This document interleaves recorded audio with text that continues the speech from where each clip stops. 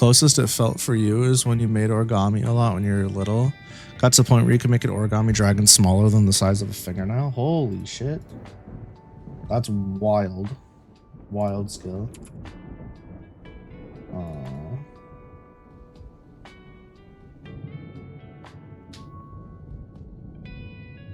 I couldn't imagine making origami down to that size.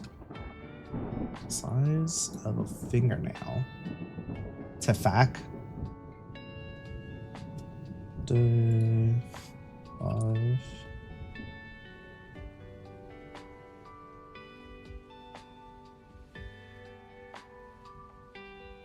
Tiny dragon origami? Good luck. I think if I tried doing origami, I'd tweak out because of like just the tedium. I'm gonna drop some lucky lore real quick. I used to make jewelry and I used to sell jewelry. Like I legit made money from it. Before I was, you know, whatever. And it's something that I did. I would do wire wrapping, I do repair, I do a bunch of different shit. And people seemed to think I was really, really good at it. People paid quite a bit of money. Constantly asking me for new pieces. I had a lot of like unique line stuff rather than just making the same type of thing over and over. I had a mass-produced line. And everything was handmade. I did bracelets, necklaces, earrings, rings, and I wanted to get into like I forgot what it's called, but it's not blacksmithing, but you use the molds and melting down of substances. It doesn't matter, but I did a lot of that, and I was, you know, was obviously relatively good at it. But I remember it used to make me pretty frustrated sometimes, where I'd start to feel warm, like hot. My body would feel hot when my fingers wouldn't do what I wanted them to do, because sometimes that would just happen. And it got to the point where I started having really bad anxiety, like crippling anxiety, when I thought about having to make jewelry, because sometimes just the feeling of my hands not working really like fucked with me mentally.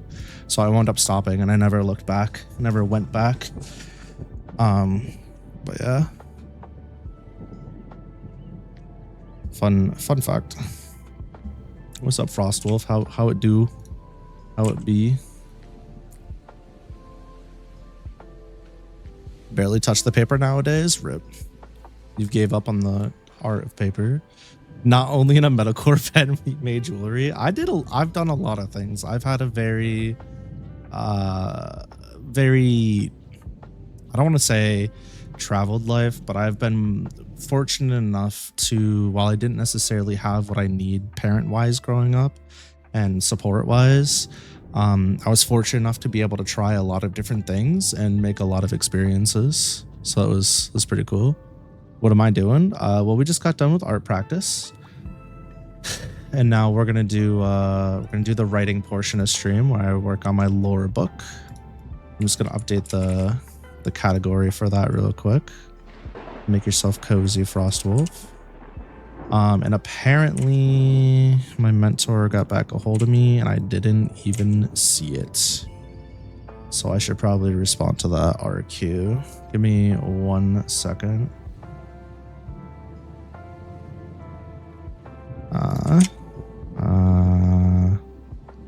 Is what I would say.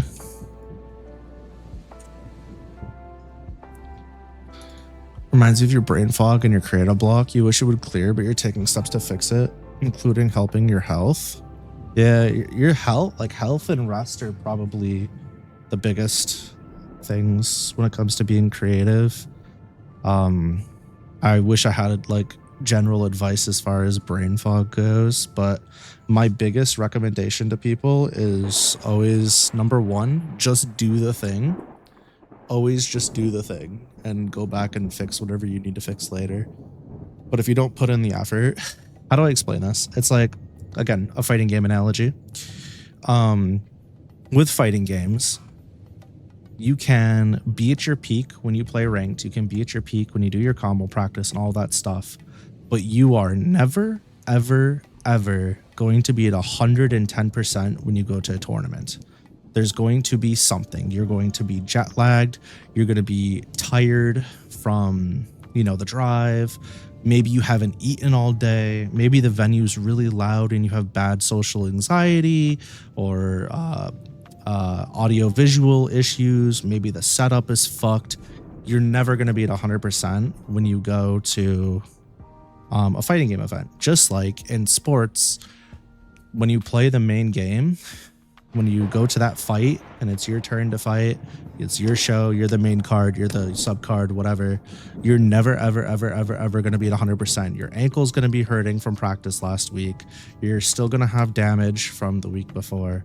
But what matters is that you showed up and you did the thing ahead of time and you practiced so that during conditions, you practiced in bad conditions so that when you're in a point of difficulty, when you're in a stretch of hardship, you're able to perform. You can have that peace of knowing, all right, I've been here before. And then if all else fails, your training takes over, your practice takes over. So if you're like really fucked and you're unable to focus, or you're rocked because somebody hit you too hard, or you're flashbanged because the venue is too loud, your body will just automatically do what it remembers. That's why you'll hear like sometimes like boxers or fighting game veterans say that I was just better today because I had, you know, better practice to fall back on.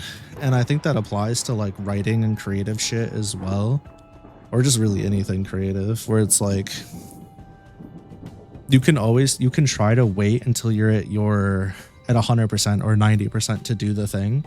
But if you always just avoid doing the thing, it's never going to matter when you're at 100%, because you're going to have to overcome all that other shit of just like getting to where you quote unquote want to be first, which is why it's so important just to do the task.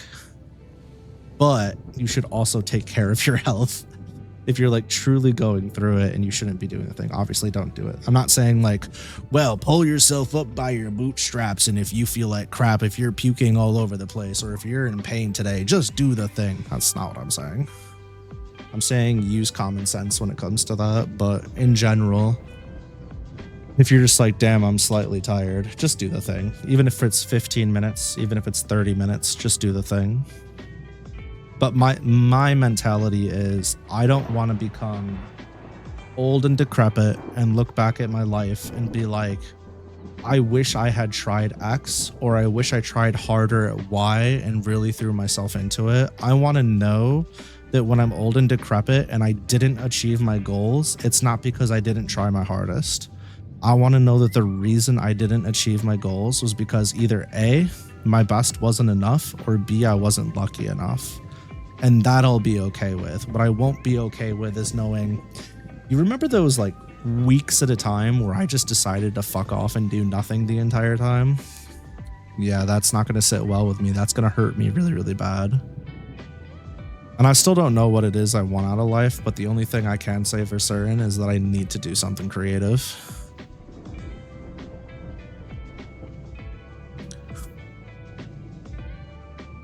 Maybe it is something you needed to hear. Maybe it's not. I don't know.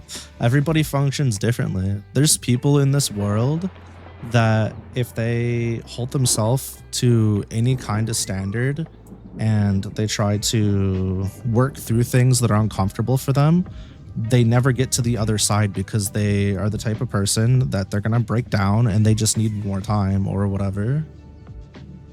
You want to leave your mark on this world and someday make a story or a video game? I think you can. I think you can do both of those things in this lifetime. Absolutely.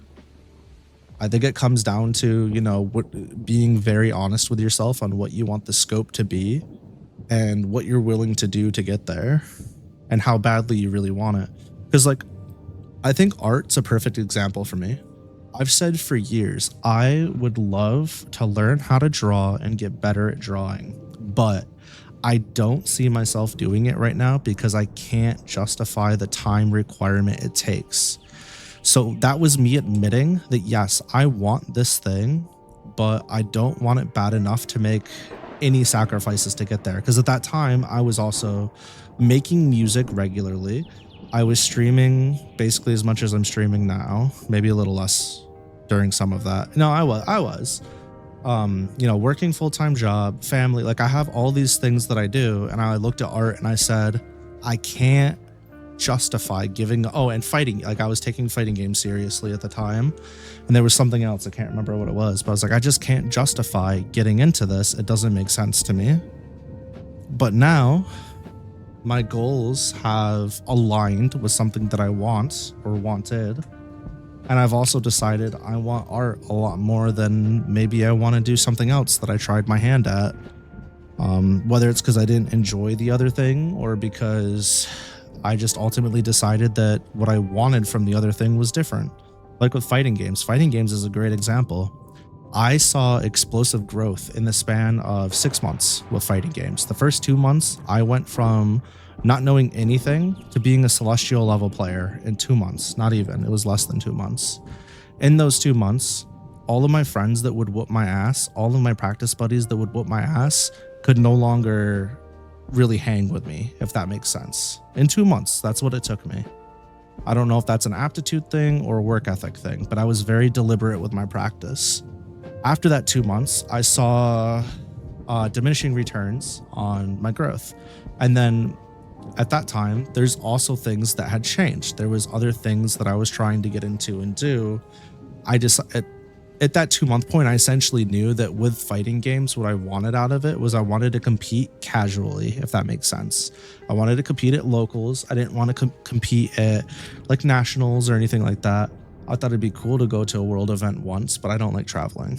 Then fast forward another 8 months or a year, and I said, damn, I like fighting games, but I like streaming a whole lot more than I like fighting games. And the problem with fighting games and streaming is while I can interact with chat during matches, I don't like how my performance significantly drops off during matches when I interact with chat, and how my ability to interact with chat drops off when I'm in matches. And I don't like how, if I want to do other things and be a variety streamer, my ability to be a competent fighting game player plummets drastically. I hated that. One thing I really don't like as a streamer is I don't like playing like dog shit in front of my chat. If I'm playing like dog shit by myself, I don't fucking care. But I'd rather be competent at the game that I'm playing, especially if I'm not being entertaining. Like, pick a struggle. You either be entertaining or be good at the game. And that's how I feel. So I was just like, fuck it. Like, I'm not going to spend time in fighting games. And when I do, it's going to be a fun now and then thing, or like a challenge, and then I'll move on. All your old buddies in BBCF used to kick your butt and then you started beating their butts. Yeah, that's how it goes. And then people plateau because they don't look for the next growth or whatever, you know. It's like I have a friend who's been, I have 2 friends that have been at the same level as far as fighting goes forever now. And they're just kind of like, yeah, but I'm happy here. And that's fine. I have one that wants to grow, but that just won't put time in to grow. You're sort of the same way. You don't think you're that good at Monkey Ball or 3D Mario games you play, but you play well enough and can stream those games. But to be honest, when I watch you play Monkey Ball, I'm like, baffled. I'm like, how the fuck is he doing this? So I think you're plenty good at it. I think it's just in the eye of the beholder. I mean, nobody's gonna scrutinize the streamer's gameplay as much as the streamer itself. So I feel you. I get what you're saying. It can be tough out here.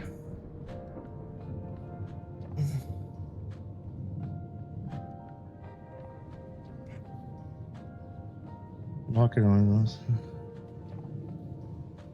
So let's see. After a few days, it's looking great. I'm seeing a lot of issues from the first day starting to correct themselves. Keep up the consistency and try to identify yourself as where you've improved. Main thing to keep up are accuracy, smoothness of lines, and practice volume. You want to work on your line smoothness while it's improved. There are still a lot of areas where the line weight's inconsistent. Yep, I've been talking about that. To combat this, try to move your pen in one smooth and quick motion, similar to how you do your line circle exercises. Although your accuracy will take a hit in the short term, your long-term growth will thank you for it. I see. Consider more volume for your lines and circles. These need more practice for you to see results.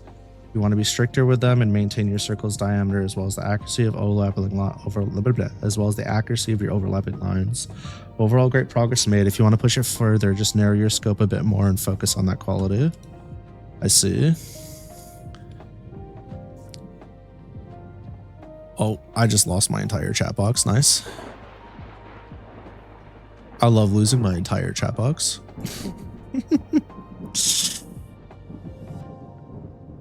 We need brain modules, little chips that store skill experience. Play 6 months of consistent fighting games. Store it on a chip, unload it, focus on a new skill. When getting back, just load in the chip to be at the same skill. You know how fucking cracked that would be? Bro, I'd pay real money for that. I'd pay big money for that.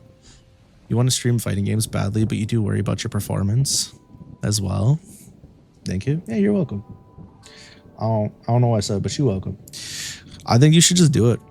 I think ultimately, well, you gotta remember, you should do what makes you happy at the end of the day. When it comes, especially when it comes to streaming, people are gonna be more attracted to that. I'm not showing up to your stream to listen to you be like, I'm playing Monkey Ball, but man, I'd rather just play Monkey Ball every 30 minutes. Not, you obviously don't do that, but. Grab Blue and Blaze Blue make you happy? Yeah, because they're fucking fun. You know how bad I want to play BB Tag? But I'm like, I want to finish this Uni thing first and spend more time in Uni, and then I'll go play BB Tag. Like literally, I was in Grand Blue mode. I did some Grand Blue. Now I'm doing Uni. I'm gonna finish up at Uni. I'm gonna go play. I'm gonna go play some BB Tag. I'm gonna finish up there, and then when the new season for Grand Blue drops, the new season pass, I'm gonna go back to Grand Blue. Because let's face it, I can't juggle multiple fighting games anymore. But what I am trying to do is I'm trying to get my brain to a point with a character in each game where I'm kind of with Ram, where it's like with Ram and Guilty Gear Strive, my combos are all gone because they changed the character completely. But if I go back to the game, my game sense and my game plan stuff is solid. Like I'm good there.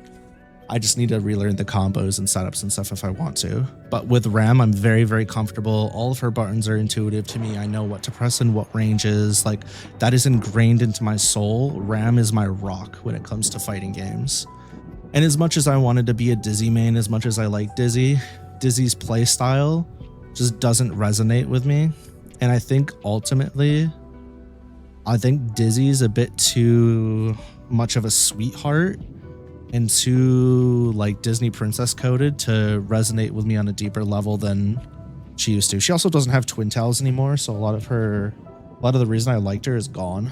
She still got the tail though, and the wings at least. But yeah, I don't know. Most you can do is 3 fighting games, and that's hard. I agree. That shit is tight. It's tough as fuck. Lancelot's changes. Lancelot get hit that much. They changed that much. Thank you for the information. I didn't see it till just now, so I apologize. I'll focus more on the basic lines and circles. I haven't reached the last part due to time restrictions. First day took about an hour. Now I'm down to 58 minutes. Next lesson do I go?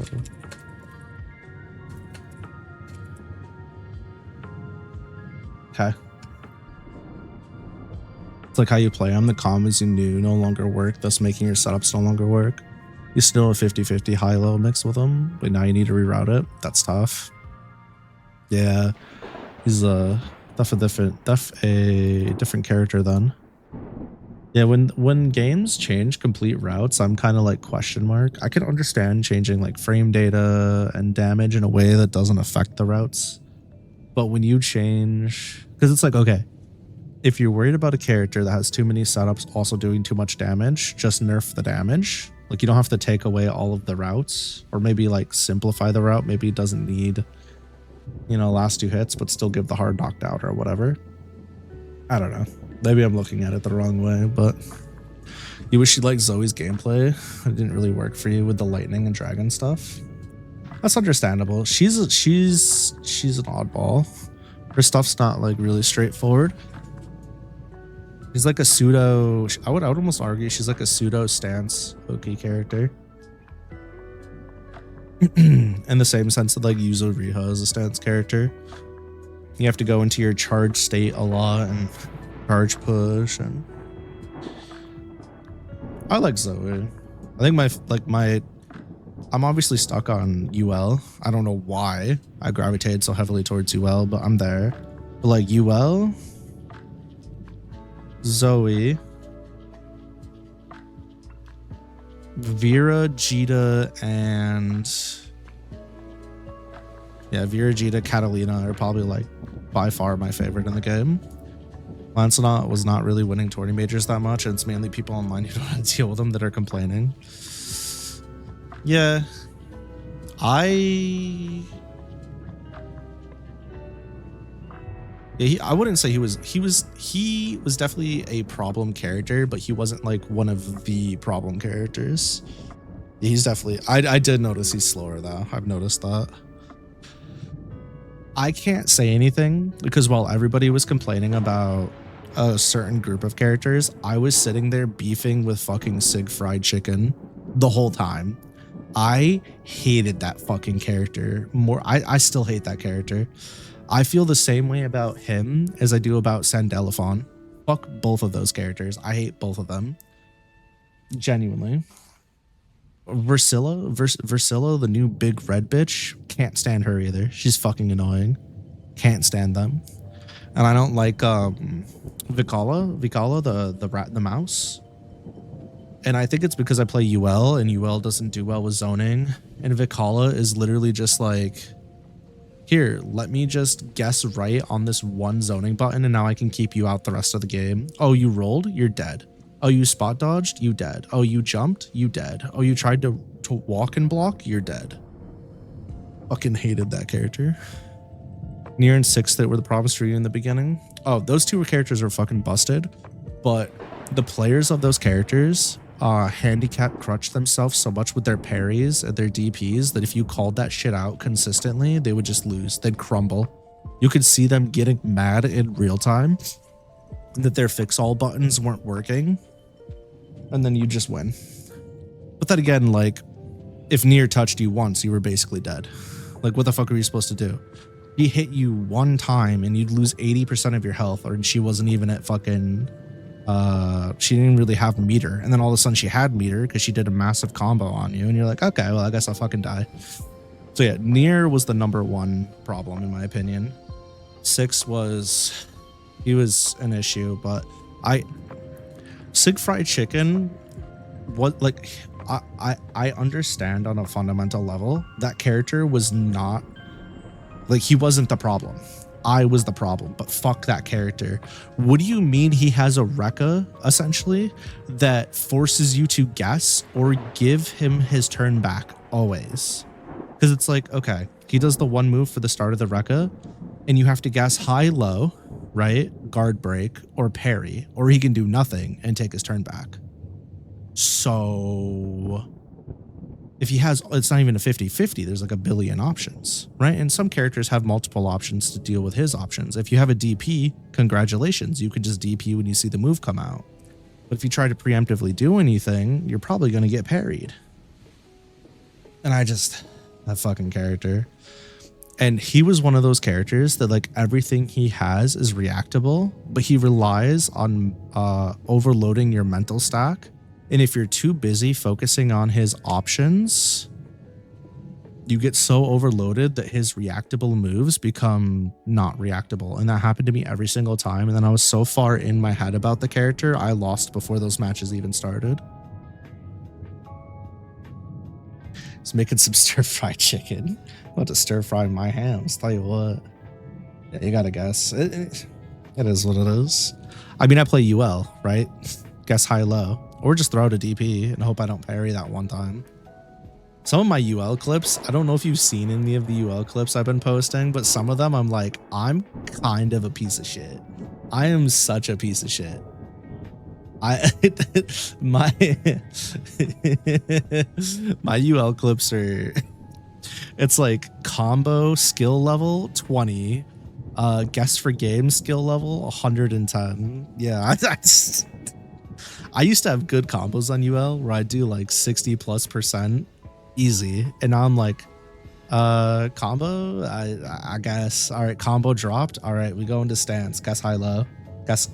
Just kidding, we're throwing. Guess. Just kidding, we're parrying. I felt so bad. The one that still gets me every time I see it.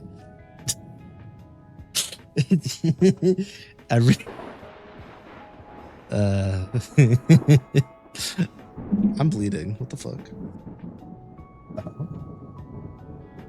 Oh, I got a cut on my foot. I didn't even see that. Cool. Anyways, what's the bitch's name? I can't remember. Why is it escaping me? Twin Tails, Spear. What the fuck? I just said her name earlier when I was talking to my buddy. Zeta. The fuck? Yeah, Zeta, exactly. The clip that I have with Zeta, that one always gets me. Sometimes I like to pull that up and watch it because it makes me happy. I'm like, I was really on some shit that round. I was in the Matrix.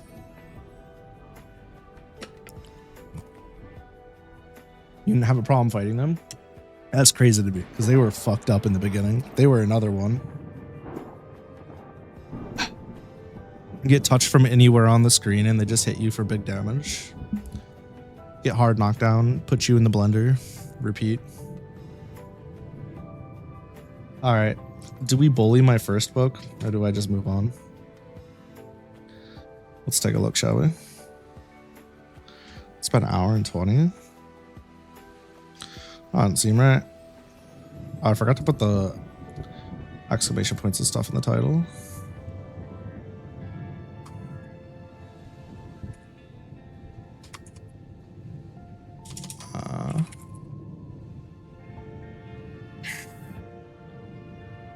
And I'm just remembering I don't have my schedule done. I did, but you know, I checked them on the land stuff and then won the first attempt. Bruh. Hey, if it works, if it works, it works. Jesus Christ. You're like, I won neutral once. GG's, idiot.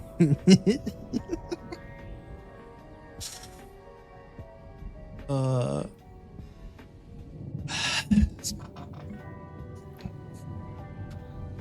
not gonna worry about it right now.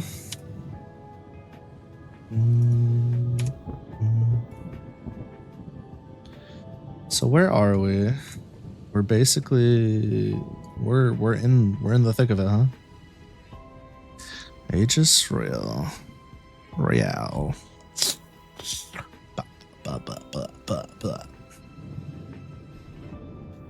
don't know if I'm gonna do the. I don't know how to figure that out.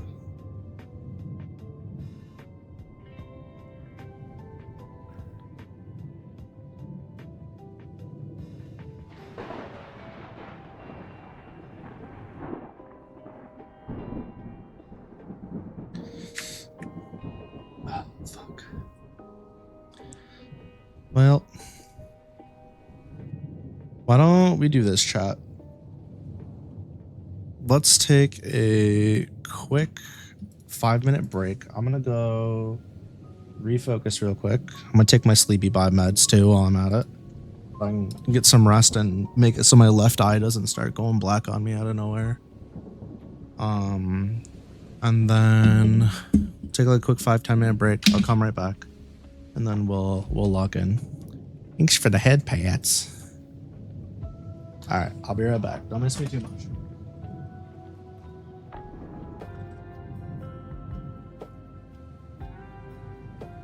Sub chat.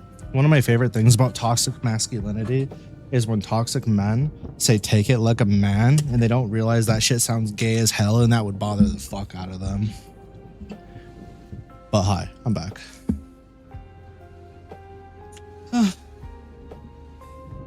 Take it like a man. Yeah, I bet you like taking it like a man, huh? I do it all the time. I'm sure you do.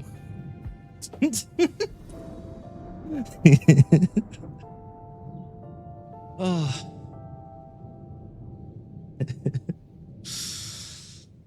Man, shit gets me every time. Exactly. Speaking of which, that reminds me. I told somebody the other day I liked their shirt because they had this really fucking cool shirt on. I was like, I like your shirt. It goes nice with your eyes. And they're like, I'm not gay, I say. And I was like, all right, well, you talk like a bitch.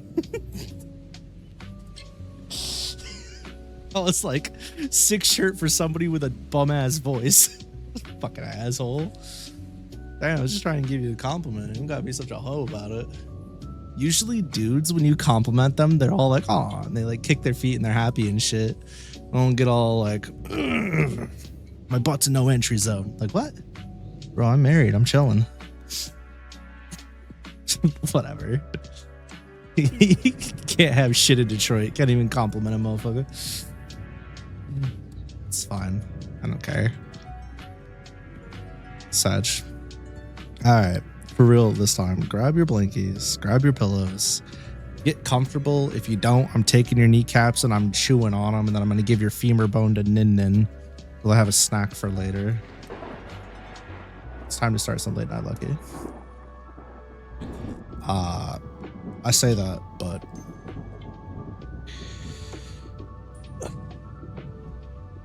doesn't matter. A compliment's a compliment. Yeah, some people are just, you know.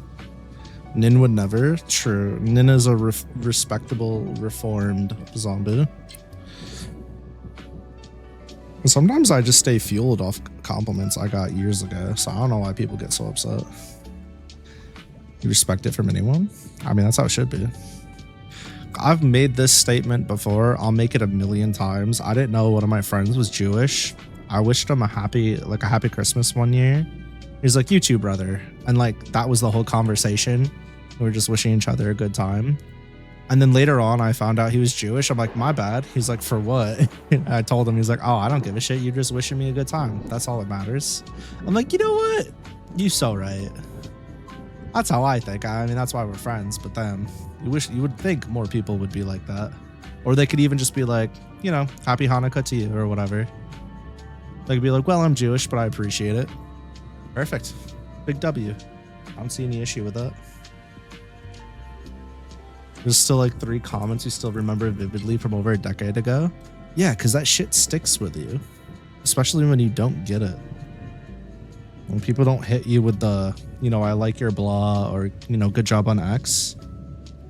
I mean, I can't sit here in front and pretend like I wasn't complimented a lot, especially on my physique and my eyes and just, you know, my body and stuff. But I have my own personal shit with that because some of the stuff I went through. But like, I still enjoy the compliments, you know, especially from like people I genuinely care about.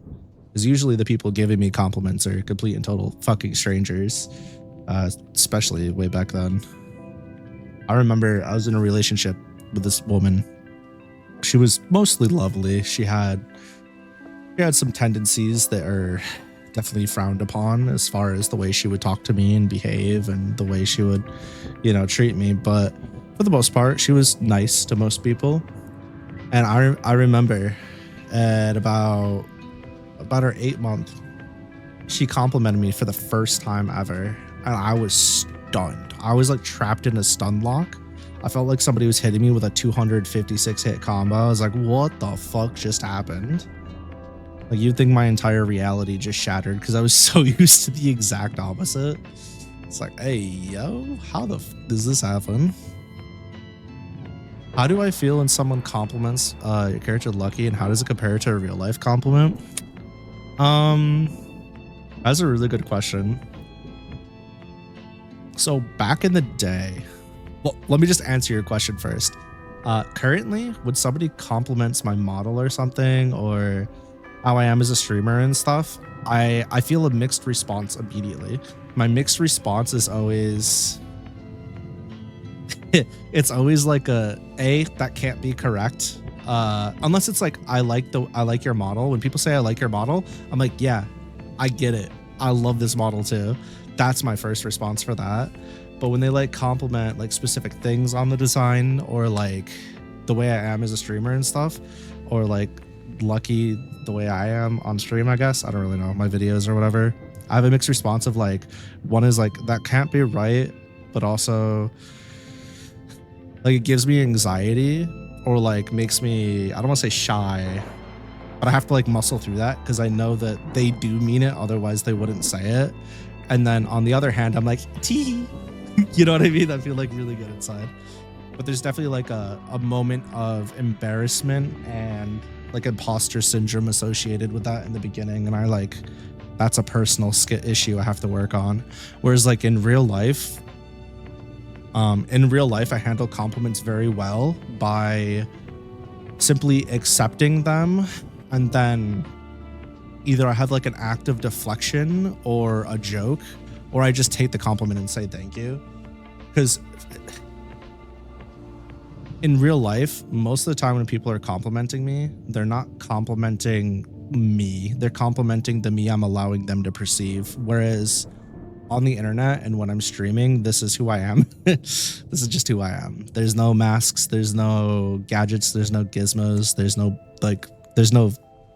There's nothing there to hide who I am from the people that I'm talking to and the people that are here. So it's a bit more of a vulnerable state. Even if it should be the other way around, it's not. If that makes sense. In the past, when I first started streaming and people would compliment in general, I had a really hard time accepting the compliment for this. This reminds you of a Muslim. They wished you a Merry Christmas and you wished him one later too. You learned later that he was Muslim. That was very kind and thoughtful. He remembered the holidays of other cultures. You need to do the same as well, and you try now. Muslim friend of yours. I totally get it. It's like, it costs people absolutely nothing to make a tiny bit of effort to keep their like loved ones and friends in mind when they speak.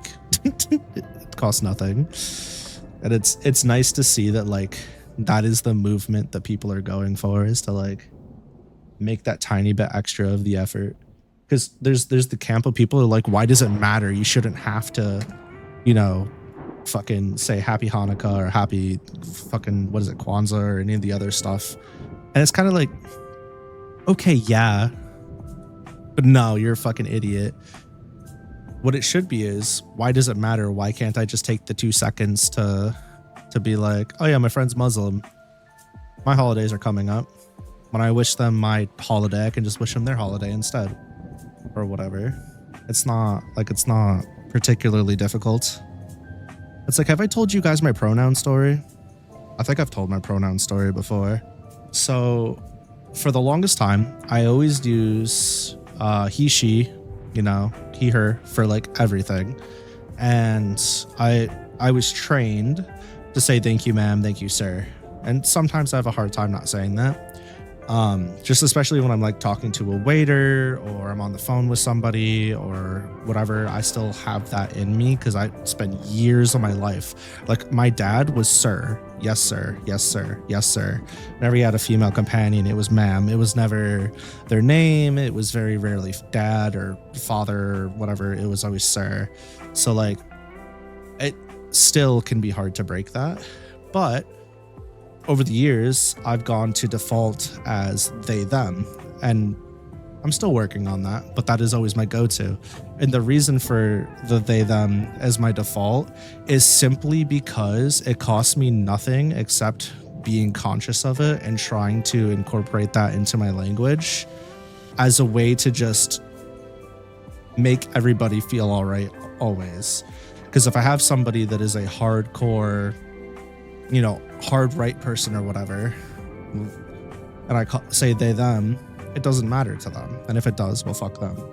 But if it's somebody who has very specific pronouns where they're they, them, or maybe I didn't know they're a she, her, and I just say, you know, they're over there, they like this, they're never going to get their feelings hurt and they're never going to feel bad or feel excluded or feel like I'm making an attack on them because I've already adjusted my language. And it's not like, again, it's not like it matters.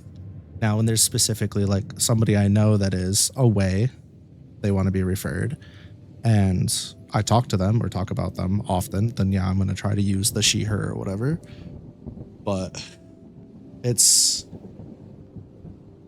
just, I think there's a lot of things in life that are very tiny that people get so worked up about that it's like, at the end of the day, if you're making someone's life happier or easier and it's hurting nobody to do the thing, you can put a little bit of an effort into it. It's okay. You don't have to be there automatically, but just like make the effort. It hurts nobody. But that's also I hate conflict as well. So just makes life easier on that front. When you're complimented IRL, you don't believe it. It makes you have anxiety and you want to get out of the situation. The escapism. I feel that.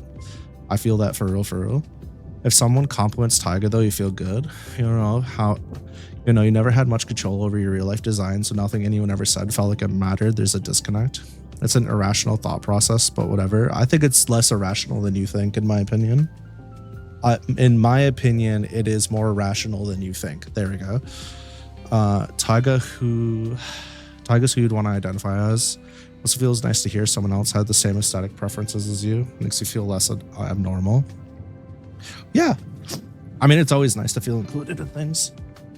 I definitely get the wanting to dodge a compliment though, or like dip out, like want to escape, like, oh shit, run.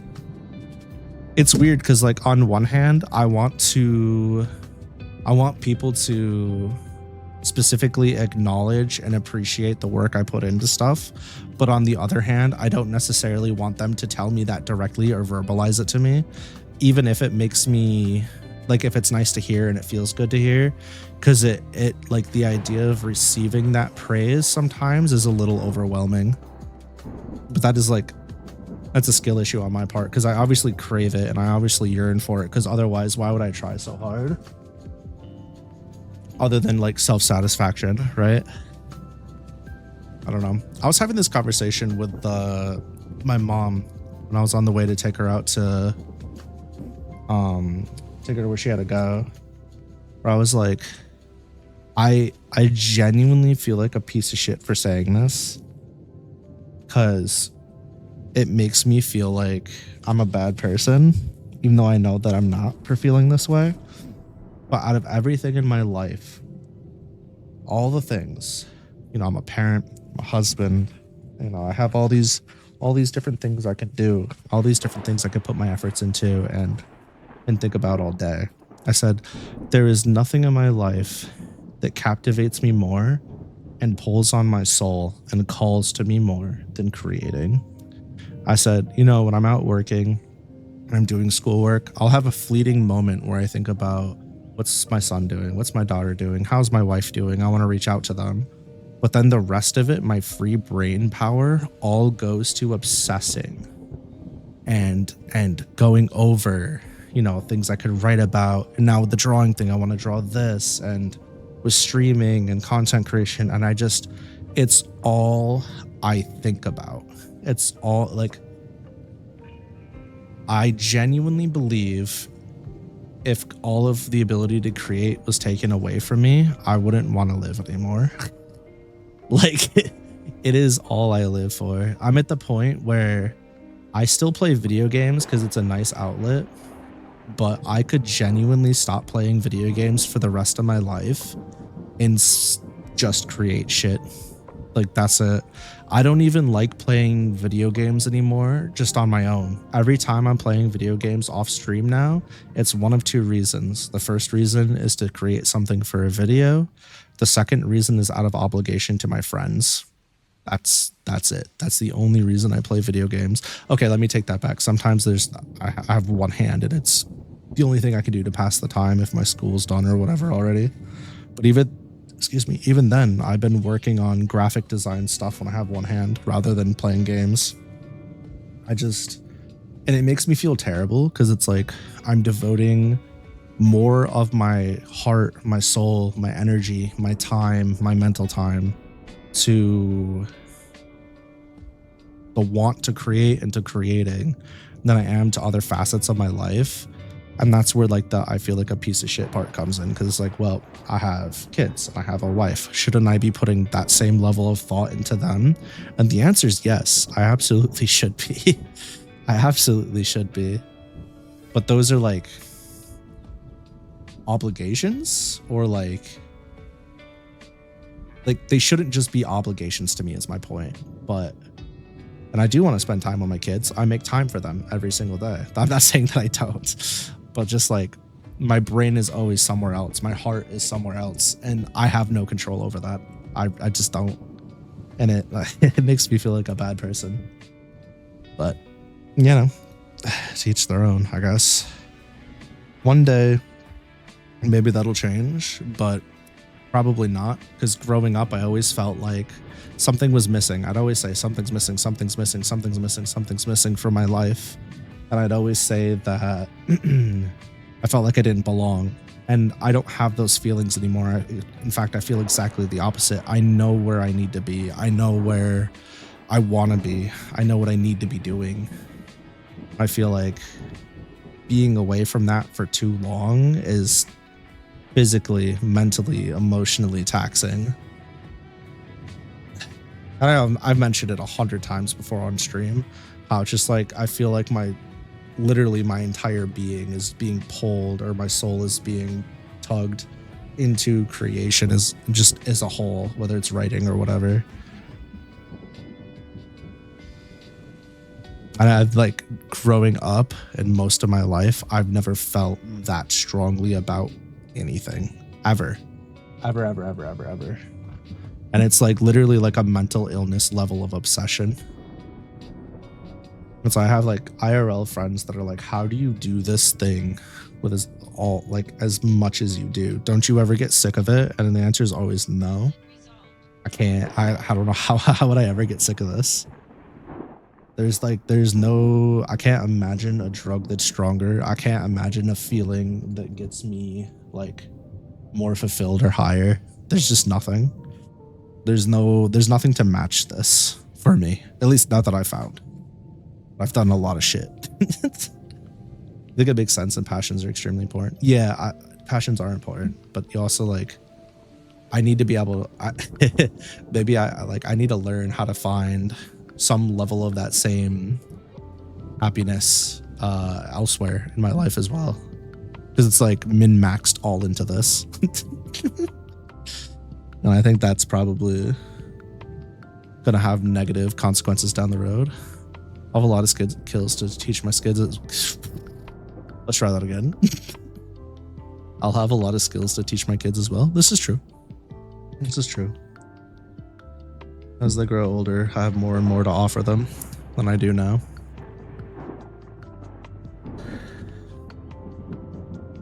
If I could just get them off that goddamn game. No, I'm just kidding. We had to limit my son to like 30 minutes a day on the game, because if we don't, he'll just sit there and play it all day. And I'm like, yeah, we're not doing that, bud. Not yet. You got your whole life to sit on the game all day.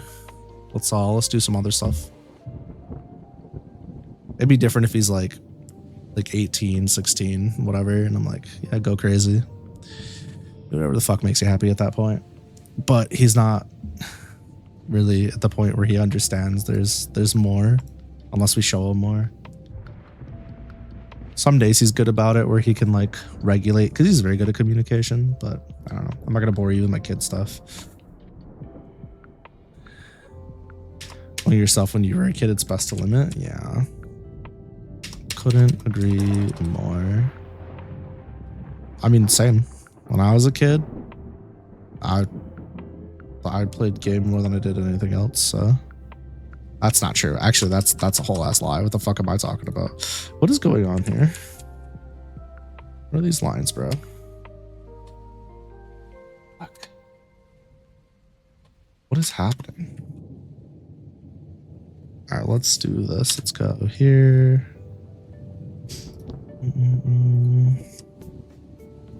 Okay. Getting cooked on some bullshit.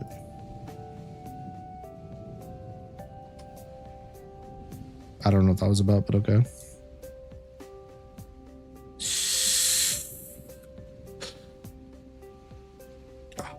Big stretch. Big stretch. What the fuck is this? Comments. What the fuck? Huh? What?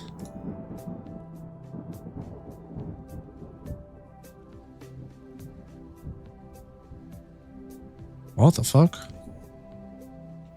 That was weird, but okay. Comments on my book. I apparently added comments without realizing it.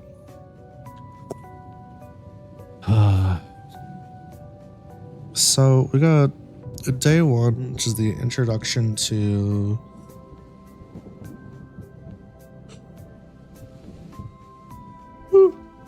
Jeepers creepers. We're gonna do the introduction to this. So there's a couple different ways I can go about this. I could start with everybody kind of before they get to the arena at their hubs, you know, talking about some stuff, prepping, going to the arena, which I don't want to do, so I'm not going to do that. There's the option where I can take it from the point of view of somebody we haven't really seen yet, like an announcer or whatever. I might do that. What I'm thinking is take it from the point of view of Lucky, already at the arena, already in their station. All the arena waiting rooms are going to have their own screens. There's going to be big screens at different point. Like there's going to be like the fuck is it called? Jumbotrons, right? Floating in the air type thing. And on those Jumbotrons, on top of those will be like Tara and some of the other characters that need to do their thing for protecting the crowd. And then the judges are going to sit in the front rows on the north, east, south, and west of the Coliseum, each of them from their respective continent. And the central judges will sit with the southern people. The point of the judges is to make sure that nobody is doing anything that they're not supposed to be doing, and to call a fight if a fight needs to be called, that kind of thing. So I think what I'm gonna do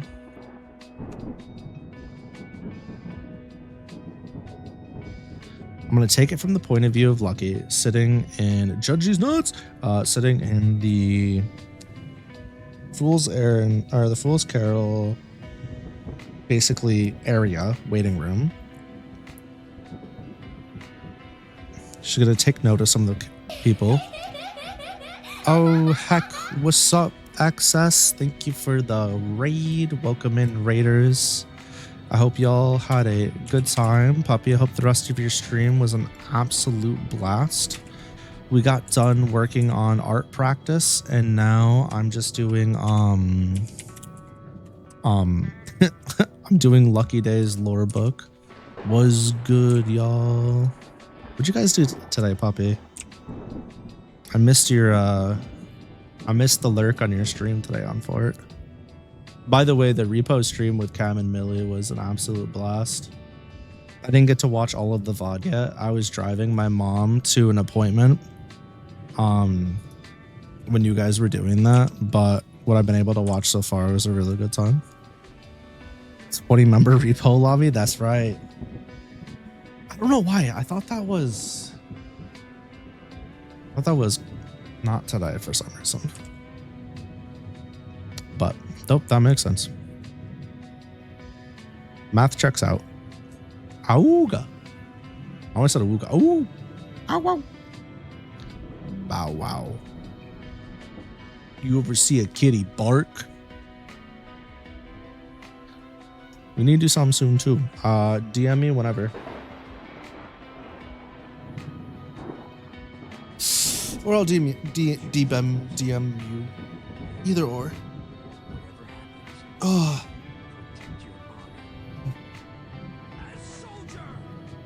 Why are they yelling at me in a lo-fi song? Cat sounded like she barked once before.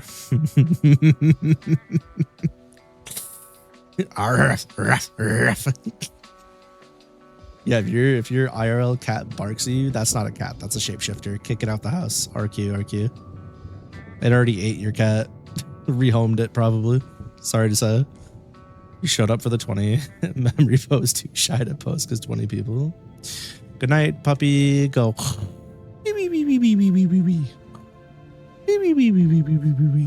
Go ahead and do a few circles up on that floor and then lay down.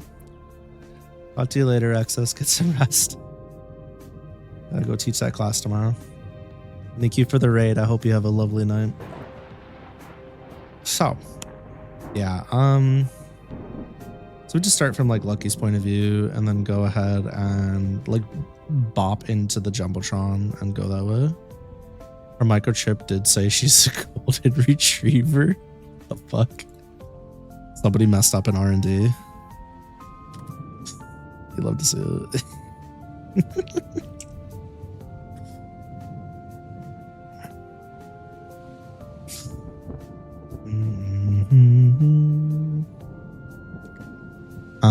So I don't want to start this off.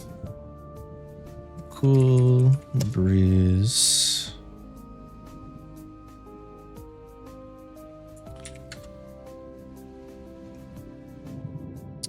Nah. To the west of HS. I think someone did. She was a rescue cat. Yeah, don't pay no fucking attention. Did you know that cats' chill is stored in their tail? So if you cut a cat's tail off, they lose all sense of chill. They just go bing, bing, bing, bing, bing, bing, bing, bing, bing, bing. They're like all over the place. Because they can't really express their emotions through their tail, so they gotta act them up, like IRL always. Just a forewarning. So don't ever detail a cat. It's a bad idea. That's all I'm trying to say. And more facts in the future on Lucky's made up fact corner. Ba-ding. Speaking of facts and me making shit up. So I was working on a frog video that got destroyed 2 times now. 3 times? 2 or 3 times now. It doesn't matter. And I said, fuck it. I'm not going to make it in the same format anymore. Instead, what I'm going to do is I'm going to do a Pokemon playthrough. I don't know if it's going to be Nuzlocke or not yet. It's going to be like frogs and toads only. And then I'm going to give frog facts the entire way. Like I'm going to tell them through the video, but the whole like gimmick is going to be sometimes I'm just going to lie. I'm going to throw in lies in there and truths, and I'm not going to say which one's which throughout the entire video while I like tell the story of what's happening. Because my goal is to like tell a story as well, not just be like, and then I threw out this attack. Like, okay. So like it's gonna take a while to record everything and do everything, but I'm really looking forward to that. I think that's gonna be a good time.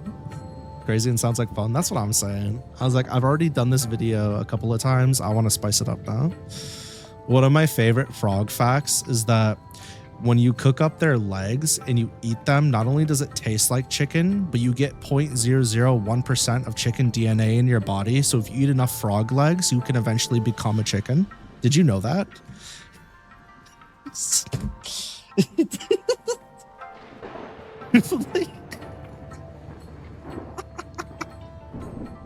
Bro. You cannot give me unrestricted access to the internet. I think I had exactly 1 actual frog fact in that video too. That's the worst part. Ew. What be happening there? Dude, it be licking. I'm gonna be licking too, licking on that wife of mine. Corrected at the last section. Second. All right, so what is it called when you? I already posted it. I'm not saying that.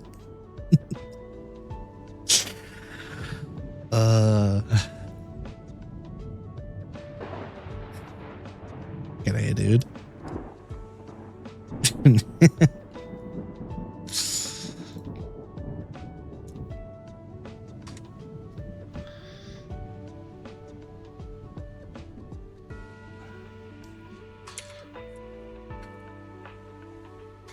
Dun, dun, dun, dun.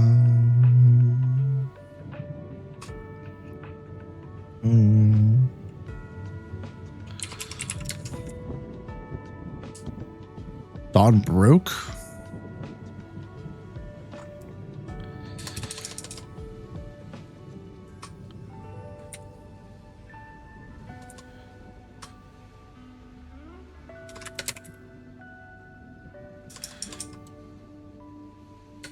A rare silence. Fuck me, silence. Good lord. But outrageous. Awaited. Blink. When you reclaw a cat, would you reclaw or declaw? Reclaw a cat, they remove parts of their bone on the paws. It's very painful and they live with that pain for the rest of their life and they cannot balance right either. So it's best to never declaw them. Oh yeah, I would never. Absolutely not. If you can't handle a clawed cat, simply don't get a cat. It's not like it's terrible. And the fact that like so many people just don't know that is not necessarily their fault because they're taught that it's normal and okay. But like it's good that vets are educating that now. It's extraordinarily sad because you're torturing your pets. You like when your pets have weapons? Me too. Somebody's got to protect the house. Sure shit ain't gonna be me. I'm gonna be sleeping. All right, chat. Let's hang this book up for the night. Let's go write some porn. I'm kidding. Jesus Christ. Bruh.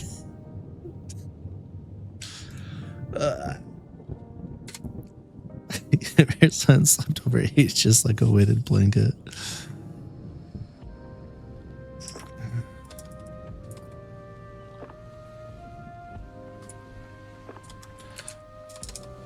Only a fraction, oops, of the residents. We're not even on the Taiga versus Percy fight yet. I'm gonna need you to calm the fuck down. You just had a whole ass chapter. Chill. Fucking relax. You know, just for that, Percy's killing you. You're dead. Congrats. That plot point I had for you in the future, it's gone. I'm changing it. Disappeared. Taiga's dead. Have a good night, Walker. Thank you for swinging by. Take care. Make sure your pillow's cool and your nuts are heavy or empty. I don't know what the fuck I'm saying. Take care. That's what I mean. Only a fraction of the residents.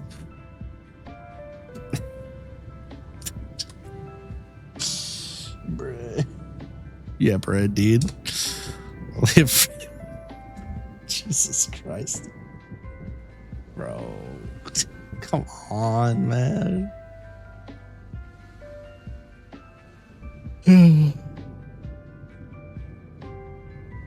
Oh, God.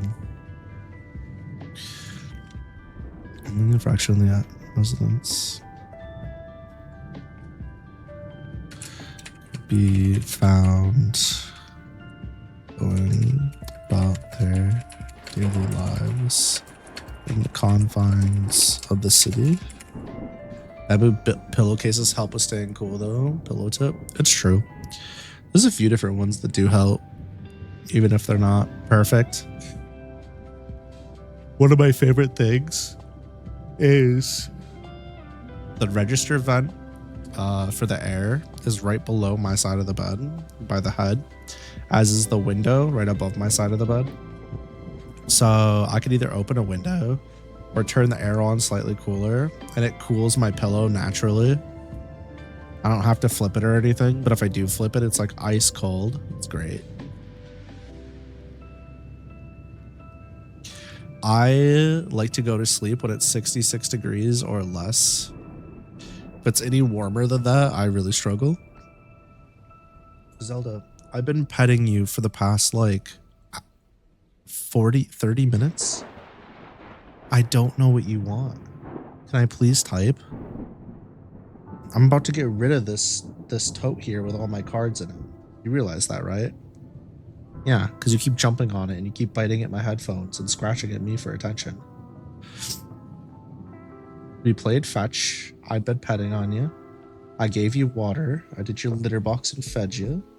You're completely set. This cat acts like I neglect her. It's okay. If I don't give her attention every 30 seconds, I am neglecting her, obviously. Ever silence swept over age.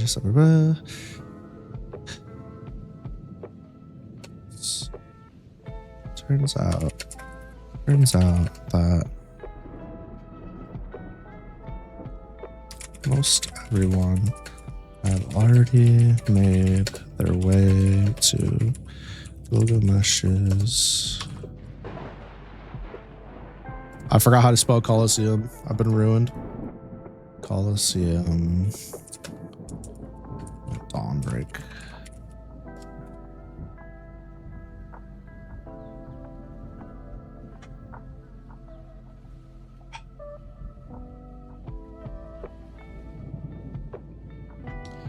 You guys know why I've been able to stream longer than normal lately? You know the actual reason for this?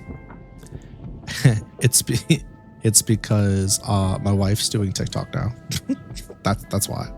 Ever since she started doing TikTok, she's just like, I don't give a fuck. Yeah, exactly, because Astra's also streaming.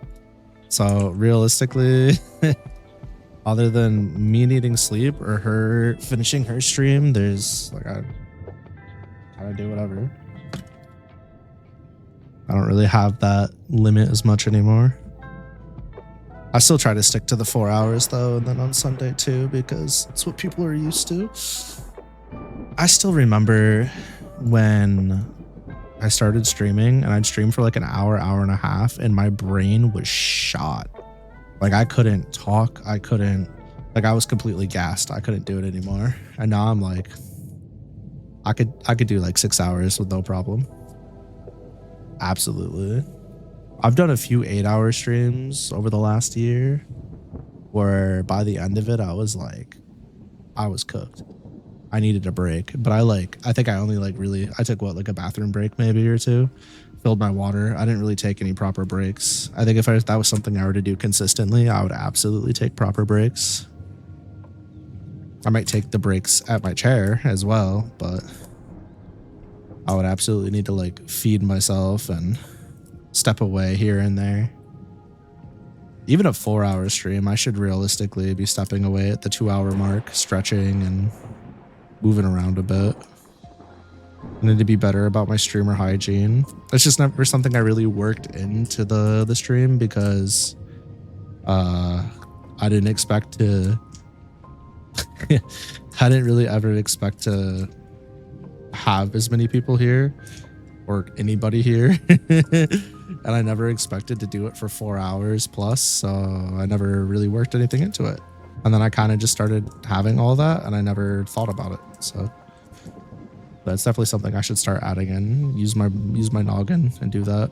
I've been doing it recently where I'm like, all right, let's take 5 minutes, let's take 10 minutes, but I should be more consistent with it.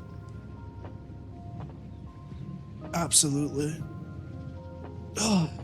Plus, like, not only is it good for me, but it's good for y'all too. It gives you guys a chance to, if you hadn't yet, go do shit. Honestly. I'm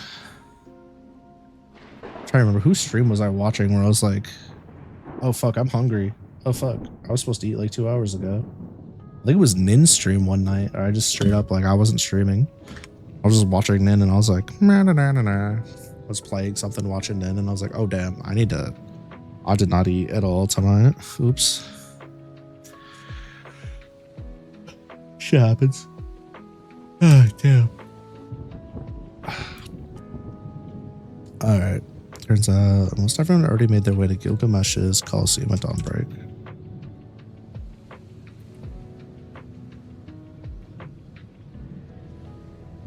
Excuse me. That was gross. Ow. Hey. Well, thank you. No, thank you.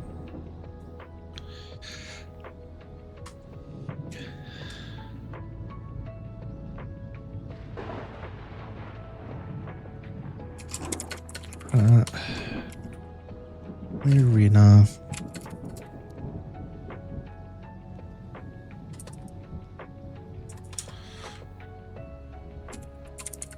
Away in a room, ground, floor, Lucky, rusted, with her allies, peers, teammates.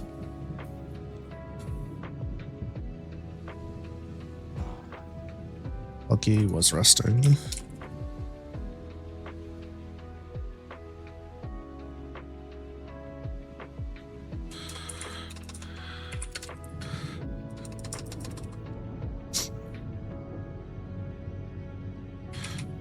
Rooting in a corner, looking on a watermelon juice box. She watched as everyone else socialized.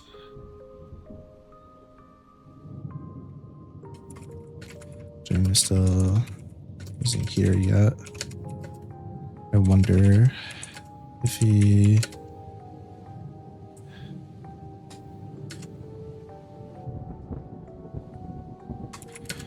at least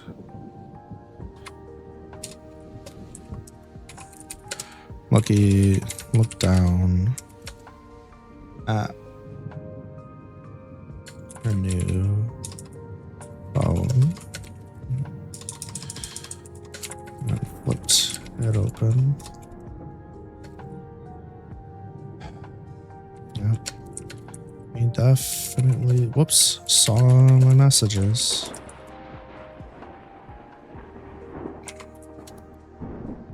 We clenched her jaw.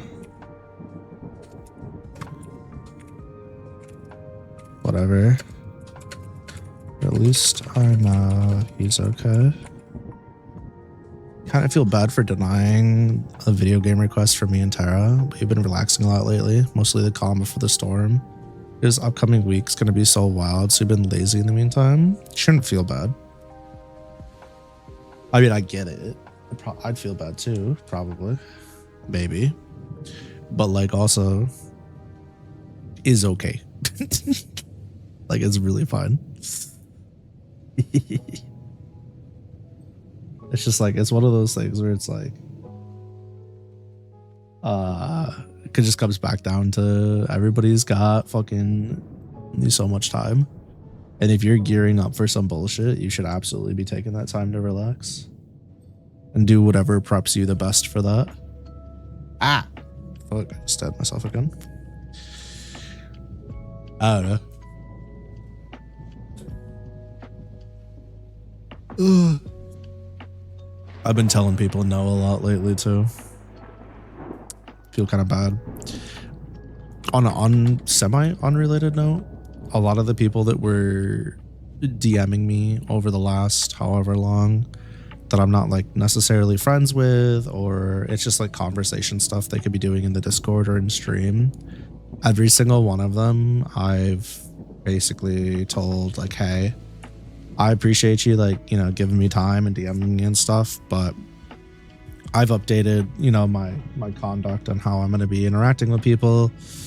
You know, just for these reasons here, please use my Discord or stream or YouTube comments, social media, whatever. But I unless it's for these reasons, I won't be DMing anymore. Thank you for understanding. And every single one of them is either like left the Discord or they just don't talk to me anywhere else. So I'm like, okay, is what it is. It's just like, you got to protect your peace. That's what I'm doing. I'm sorry. I can't juggle 20 plus fucking DMs I just can't fucking do it. And especially with like, it's gonna sound really cold-hearted, but at the same time, I kind of don't care because I can't give all of my energy to everybody and help them with stuff. And it's like, if you've done nothing for me on top of it, where you're like constantly just taking when you want attention or need help with stuff, but there's nothing for me there either, and we're not really even friends, what am I doing here? You know? Like, I don't know. There's some content creators that are like very clearly, they were like, oh, this lucky person, they're not so much bigger than me that I feel weird, you know, reaching out to them, but they're just big enough to me that they can give me a boost. I could tell exactly what they're doing. They were like paper thin, easy to see through when they reached out. And I was just kind of like, well, sorry to say, bucko. Hate to break it to you, but I'm not, like, it's not happening. I don't know. I've just, it's been a lot of telling people no recently, more so than what I was used to. Yeah, putting the foot down is definitely important. Importante. I don't know. I think this is kind of like real life, but online it's definitely more volatile. The more you respect yourself and you enforce certain things or you add more guidelines, the less people want stuff to do with you, want to have to deal with you. I think that's okay. I don't think there's anything wrong with that. But I think those people also need to understand that they're never going to get like real meaningful connections if they keep just looking for people that they can like steamroll or take up their time and offer nothing in return, like no friendship, no nothing. So yeah, hopefully they have fun with that one day and learn maybe it's better not to be like that. I don't know. It's tough. There's like, I don't know. There's people that like I probably should spend more time talking to because we were close once or we had good times together, but I'm kind of just like, they kind of stress me out to be around. And while I generally like them, I don't know, man. I've made too many friends that have shown me that I don't have to put up with toxic, not even toxic friendships, that's a bad way to put it. Friendships that stress me out or make me anxious. Not like them telling me you don't have to do this, but just like the fact that their friendship is like healthy. I've made too many in my life now where it's like I've kind of outgrown some of these friendships in a way that it's made me realize that we were both like one. I was there a lot because I was okay with getting talked down to and treated like crap or, you know, used for a specific thing because I just wanted somebody to be around. But like, that's not healthy. That's not healthy. I don't put up with that shit in my real life. Why would I put up with that shit in my digital life? It's so funny to me how like Ninnin, Bimmy, Tasso, and Cam were all like, every single one of them had their own catalyst for me as far as like my online social interactions go. Every single one. And every single one has had a profound impact in how I like conduct myself and how I choose to interact with people on the internet and what I choose to give my time to. And it's funny is like I've interacted with hundreds of people, both in like DMs and not in DMs, hundreds, probably maybe even more now. And I'm just like, those four in particular will always stick with me, I think. Aw? What do you mean aw? You could be, I said Bimmy. I didn't say they were all positive. Yo. Nah, but like they definitely like it's important to surround yourself with people that IRL and online that you actually want to be around, I think. Especially since I probably spend more time talking to people online now than I do IRL, which is so weird for me. I say it like it just started being that way, like it hasn't been that way for months or a year at this point. Speaking of which,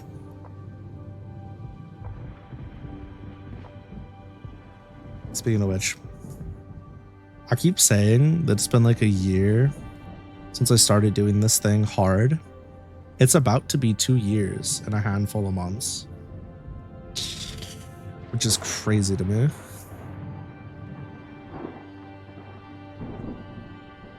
I started talking to Tasso in November of 23. So it's kind of like, December was right after that, which is when I started going like hard. Reminiscing a bit early about the 2 years, but it's still crazy to be that to me that's going to be that long soon. TM trademarked.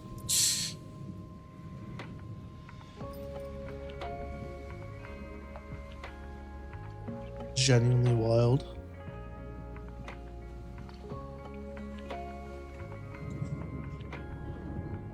Surprised you're Bibby on the list. I think the thing with Bimmy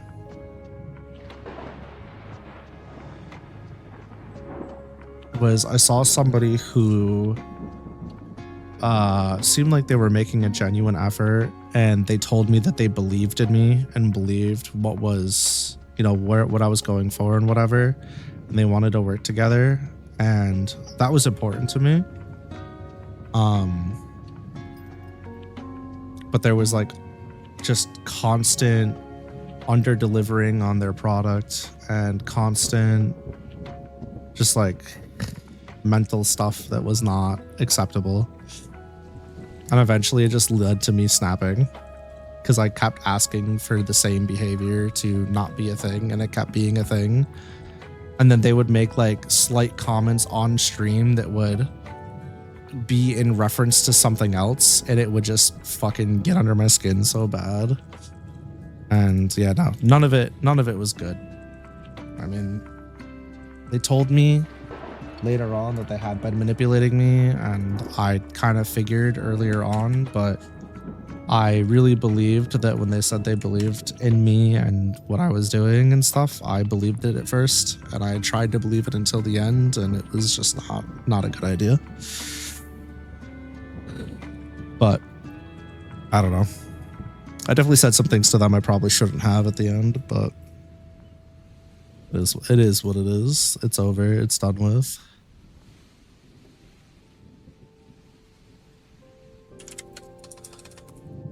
She flipped her clamshell phone, causing it to slap shut.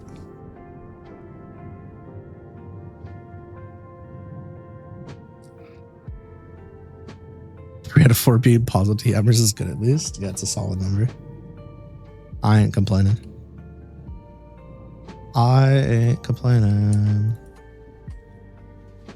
Again, still putting yourself in the positive camp is crazy to me.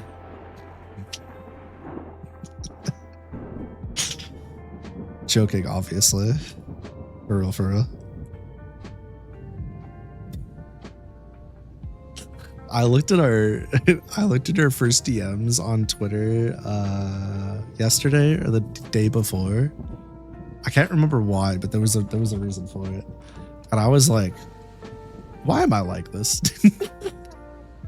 Sometimes I look at my first messages to people and I'm just like, bruh. Fucking goofy ass motherfucker. It's always worth a good giggle though. I really do just be hitting people up going, I fucking love your profile picture. It's like some twin-tailed character. Fucking unwell behavior.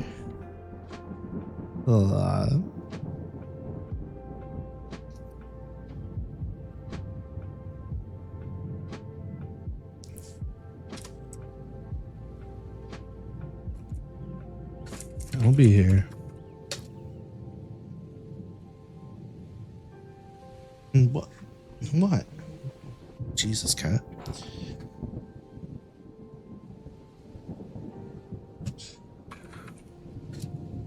Cleo walked over to Lucky with Carol and Toe.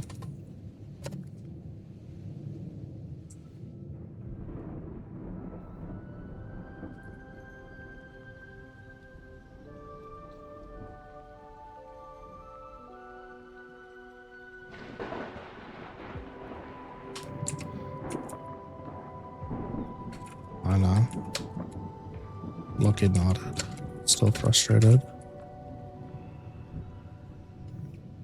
So I have this thing that really bugs me about my writing and my writing style.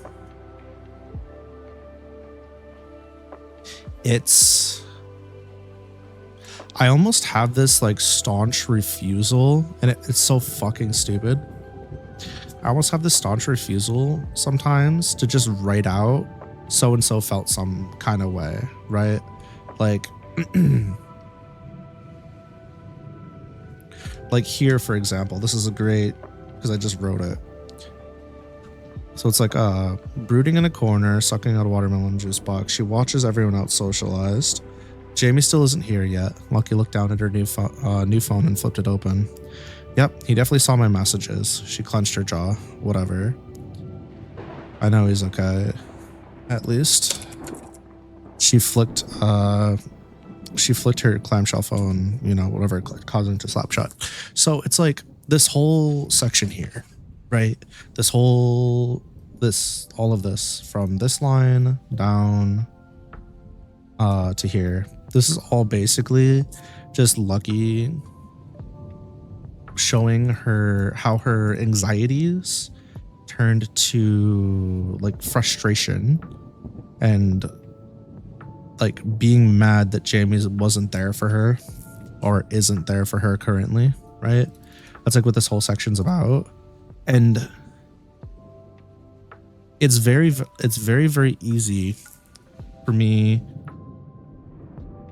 to rationalize that it makes more sense to say like, over at the arena, tucked away in a room on the ground floor, Lucky was resting with her teammates. She was brooding in a corner, sucking on a watermelon juice box. As she watched everyone else, socialize. And then instead of saying all this with like her thoughts and the way she's acting, it'd be so much easier to just be like, or the way I should do it is just have her say something like, Lucky was still annoyed with Jamie for not responding to her message she sent late last night. She specifically went out of her way to get a new phone to reach out to him, to check on him, kind of thing. Like it'd just be easier to do that and be very blunt with the reader as to what someone is thinking and feeling and why. So they have that. But this is like, because like this leaves things up to interpretation. Obviously you can parse what I'm trying to get at from this, but it's like, why do I go about it this way? When I'm so literal with everything else in my life, why do I write like this? I'm not entirely, and I still haven't figured that shit out. It's the same thing with like, my fight scenes have drastically changed, but my fight scenes used to just be objectively better, I feel like. I feel like my fight scenes have taken a massive hit as far as like enjoyability goes. And I'm wondering if I wrote them the same way here, the same way I did here in Vanguard and Kronos. I don't feel like I did, but I mean, I might have.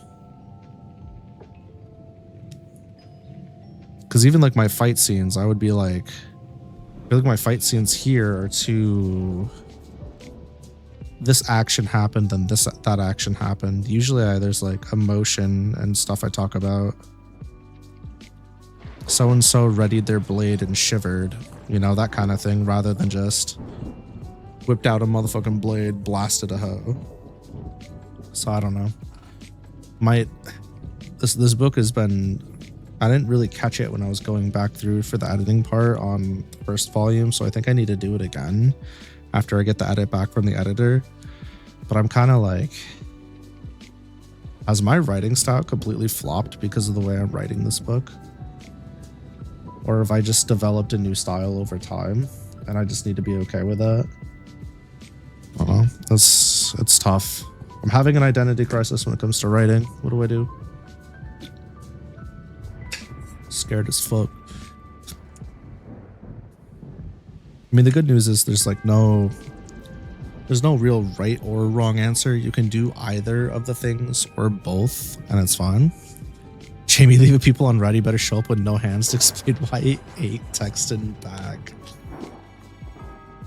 Damn, that's some yandere behavior.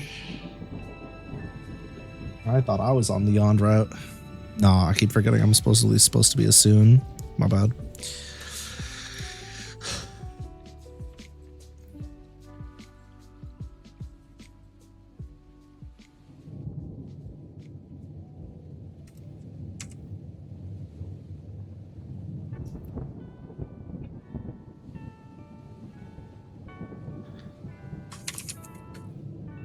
Oh, sat down on the bench next to Lucky.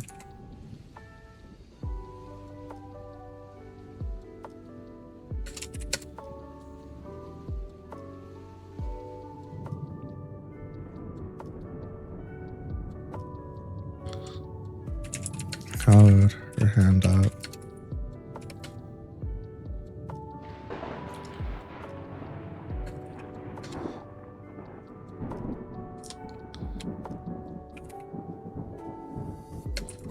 Oh no, I'm not Jamie, but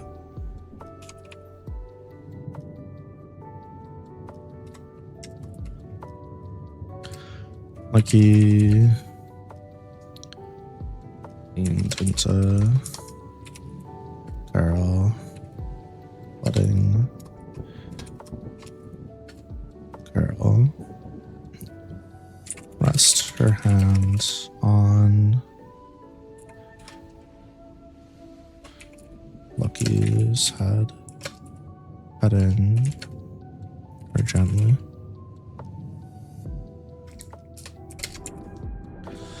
You like having a mix between literal and subtle. If you wrote, you lean on full subtle just because of that's how you think and write in everyday convo. If you truly think about it, you hate reading books that are full subtle with everything. It gets overwhelming when there's layers and layers of assumptions on top of each other. But you think mixing a healthy amount of both styles is good and it's not overwhelming with layers, but it still leaves some interesting interpretation. Yeah, but sometimes I don't know if I'm hitting the one that I want to be hitting in the moment, which is frustrating. But I think you're right. I think it's important to have the mix. One, for accessibility for the reader, because some readers are going to need the very literal, some are going to need some subtlety. Two, for variety and like cohesion, if that makes sense. I had a third one, but my brain's doing the thing where it's starting to melt out into of existence. I don't know.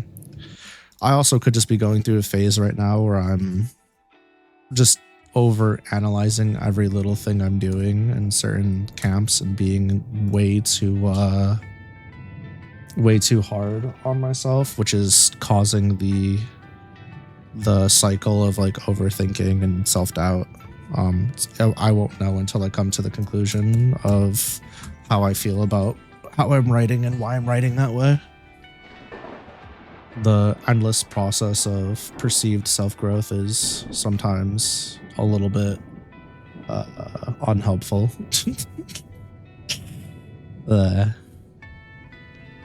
I'd like to go 1 full week without having something about myself or something that I do being fucking analyzed under a microscope for myself. That'd be pretty poggers.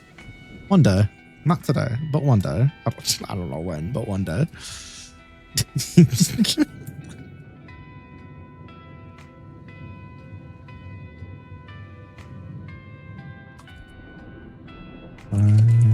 he responding?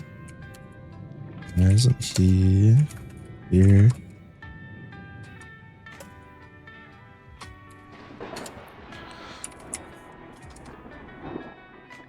Lucky pouted.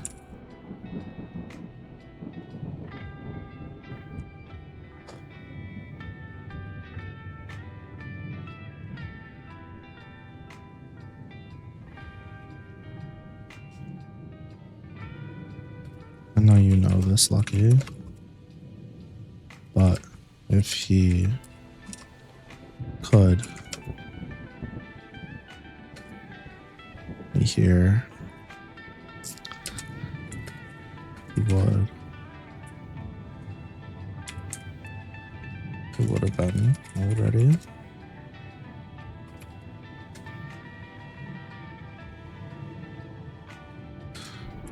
Carol said softly. You haven't had a problem with my combat writing, by the way. You don't really have much to compare it to yet. You haven't had time to read my other books outside of like 2 or 3 chapters. I don't even know if my like what I'm referencing is in my other books, to be honest. Like I could just be, I may not have put it in any of my books. I have no idea.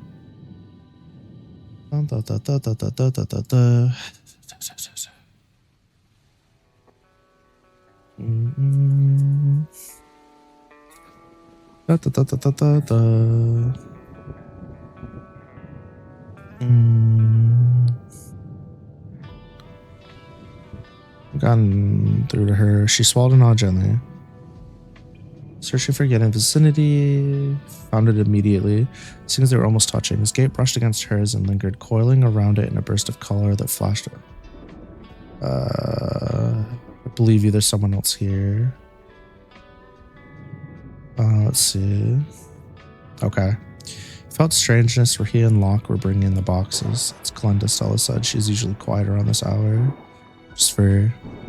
She was sitting on the couch, arms folded, desolate eyes fixed on Sonny. Likely a friend of yours, Sonny quipped, stuffing his hands in his pockets. Quite unlikely. I avoid her. Her voice dripped with annoyance. Why? I don't know, Stella said defiantly. Something feels odd around her. She scares me. Phantom afraid of another phantom. Sure, this happened, but usually they don't bunk together. Intrigued, Sonny probed. Have you seen her? A few times she was cool and friendly. Okay, skip. Skip. Skip. Skip, skip, skip. Skip, skip. Skip, skip, skip.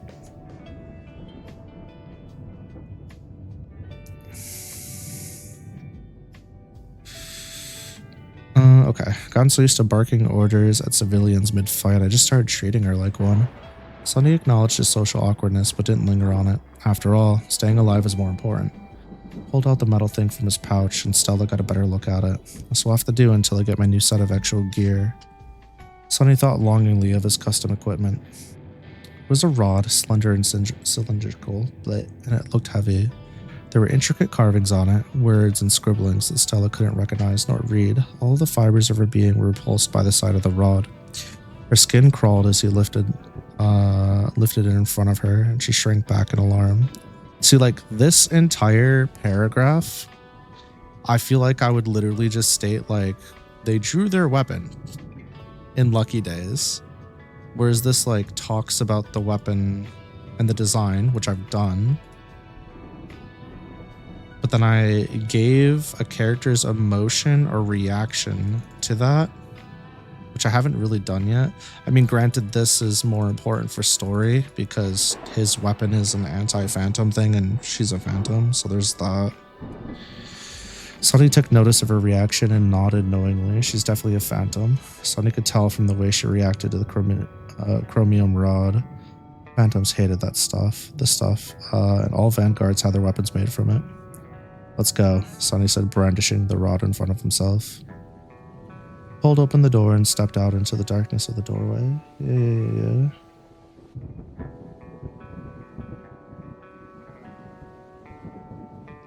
Like death's touch, its cold chill ran down his spine and sweat broke out all over his face. Okay, magic infused. Close darkness. He pushed a button on the rod. 2 meters long and dangerously sharp.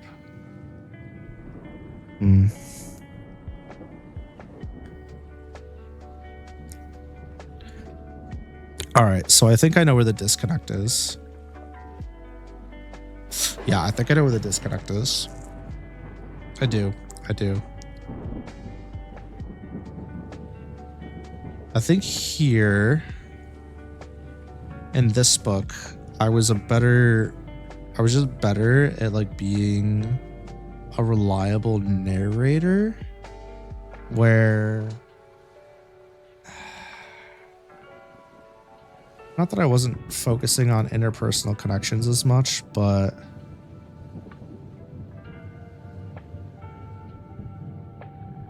yeah, this is like completely different.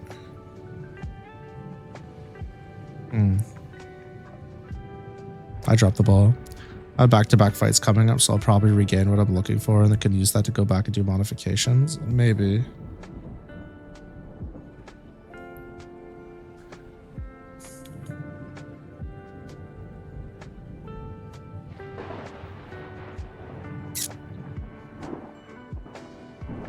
It also could just be like the way I went about it too, because I've been writing basically from shooting from the hip. Like I have a loose idea of what I want to do, but with a lot of this, I would have like stuff planned out beginning, middle, end. And maybe that's where the difference is the pre-planning.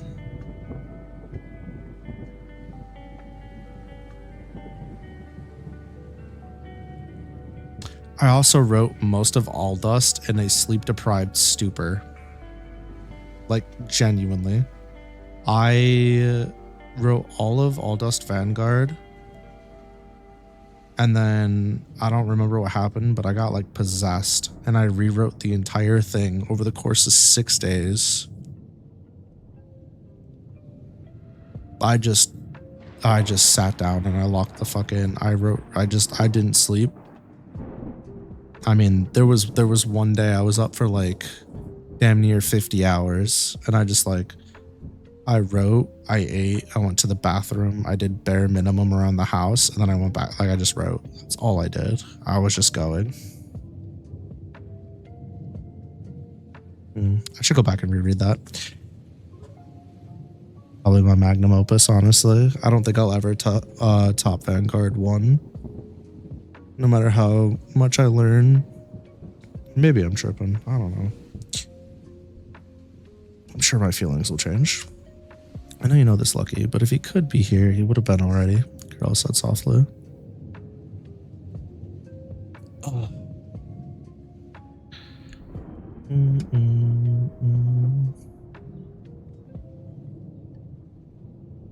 Where was I going with this?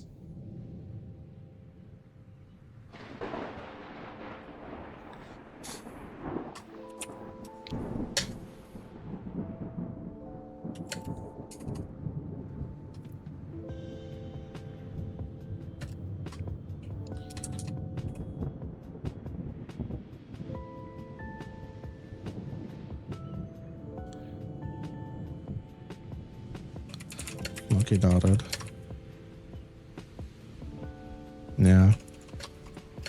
I'm sorry. Bother you guys with this right before your fights. Seems like there was a lot of talking while you were hell diving. There was a lot of talking while you were hell diving. We were yapping. Yippity yapping, clippity trapping. How'd the Helldivers experience go? Did you kill some bugs? Get them real good? Did you rip and tear?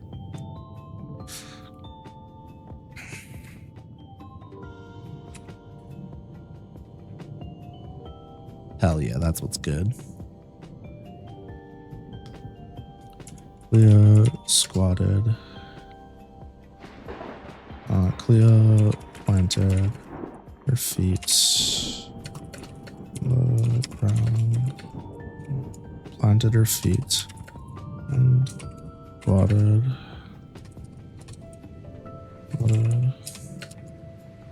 In front of Lucky. For some of the motivations and stakes on the Fool's Carol side, you're pretty much going to get everybody's take on why they want to win and why they're doing this, other than just teehee, I was told to do it. Thanks for the sippy sip, Fox. Either during their fight or as they're going out to fight. But Vladimir and most of the guild members specifically want to win because they don't want to lose their seat at the round table.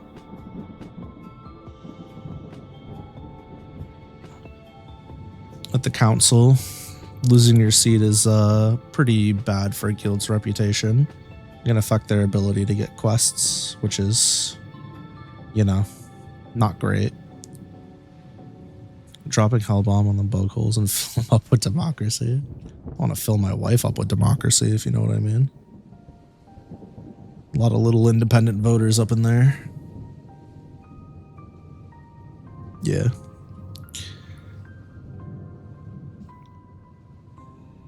You don't know what you mean? I want a nut in her.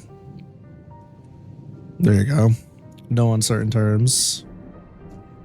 I want to provide the donut with the cream. There you go. I want to hit her with that shadow clone jutsu. Go ahead. I'm kidding. Bruh.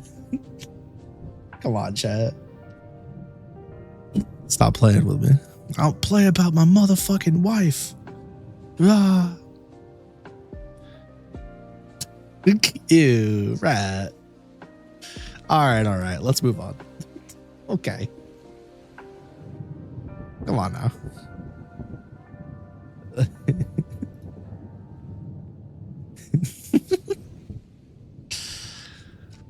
Leo planted her feet and squatted in front of Lucky. Has ever thought of you as a bother?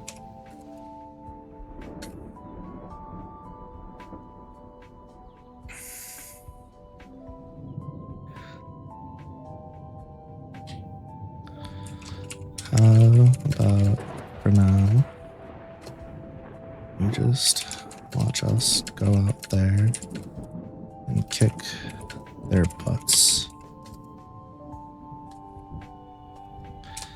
Leo flexed.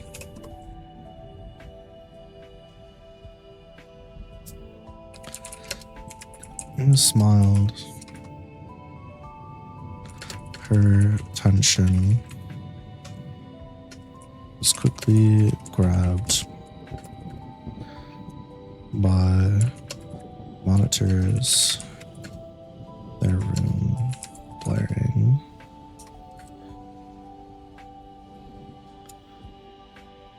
It's their room turning on.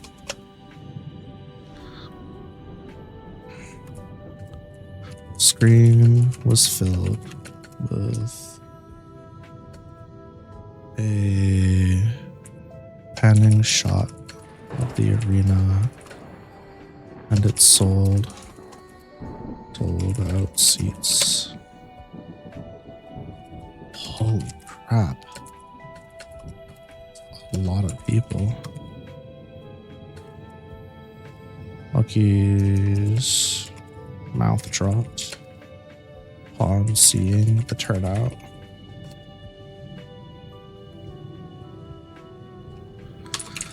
Camera cut to a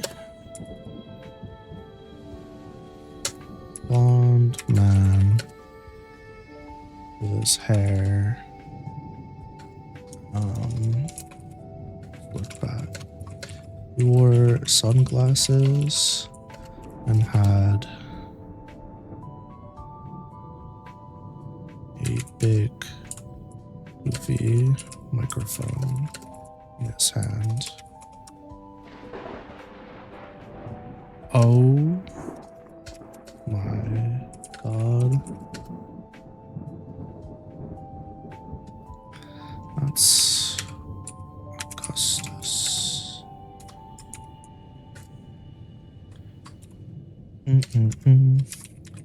Malia squealed from the other side of the room. From the other side of the room.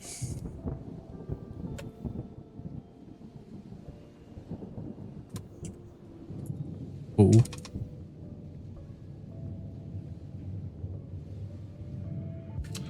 His ears flattened.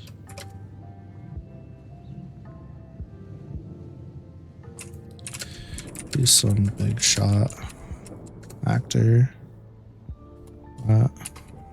Vladimir brought on as an announcer for this event. Some big shot actor. Bitch, I itch like a motherfucker. Okay, I'm good.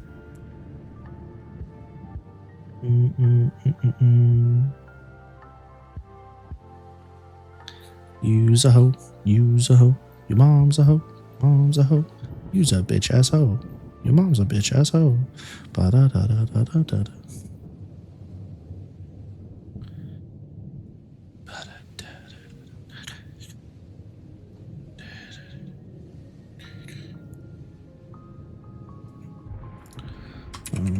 Women view that Vladimir brought on as an announcer for this event. Explained.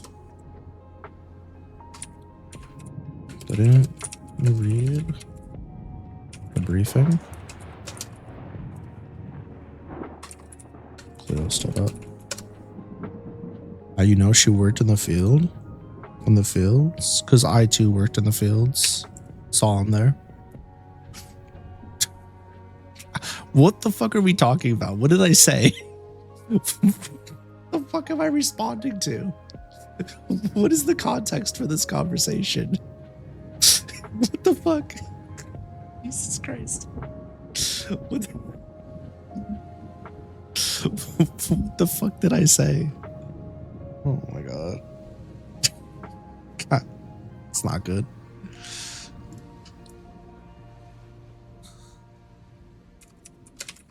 I was busy.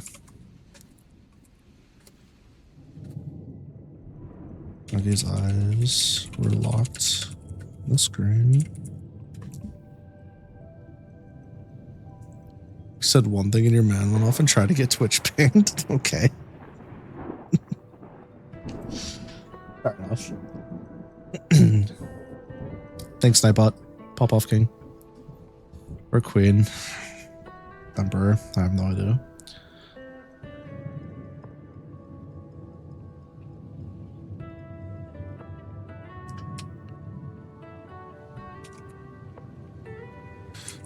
Finally spoke. I'm changing his name. Augustine. Bitch. Spoke. Alrighty, fight fans. Welcome to one, the only Aegis Royale.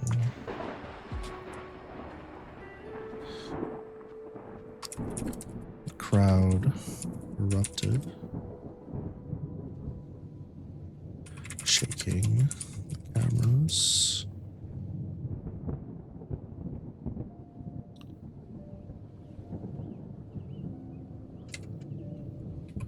Lucky and Taiga both covered. Lucky Taiga, yep, covered their ears as the cheers pierced through Waiting room walls.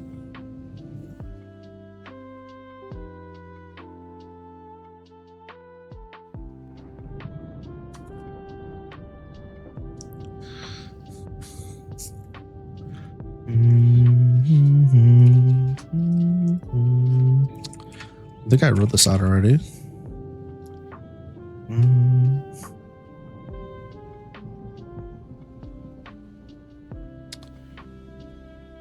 We always had to see that on a table. I had Soul Guild here until about 90 years ago.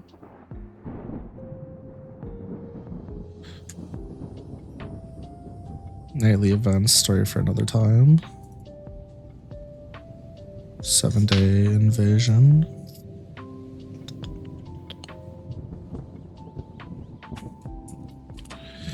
Did I never...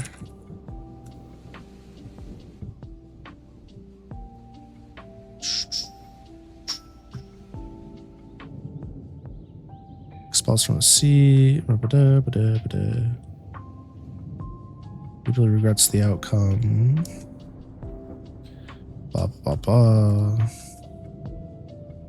Could have sworn I made it 10 or 13 years, but I don't fucking remember.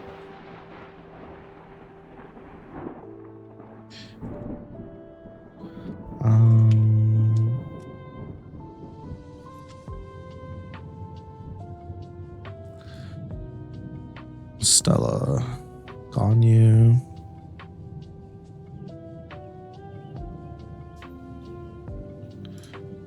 Fool's Errand. I need main Jamie.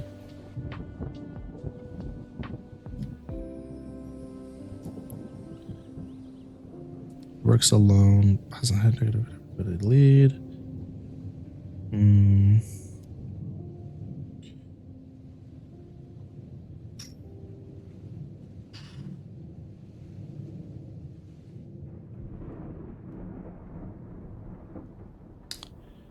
13 at the time. Right. So he should be 23 now. Is that correct?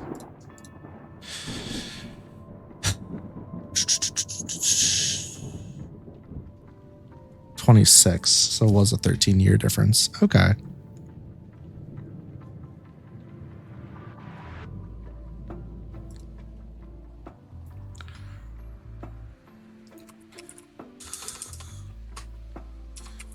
Steam continued. Today marks start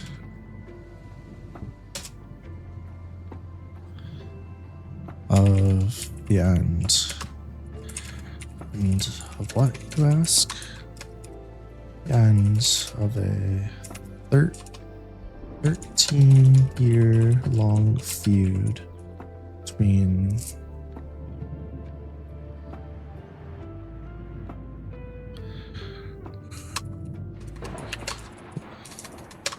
Marriott Mafia and the Fool's Carol.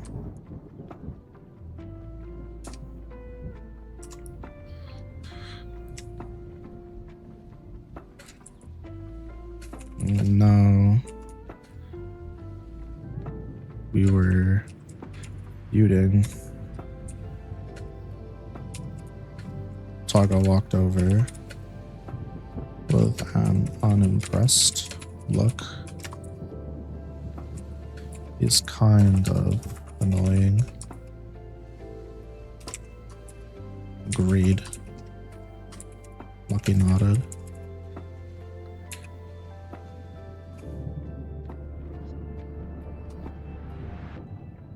Not his fault.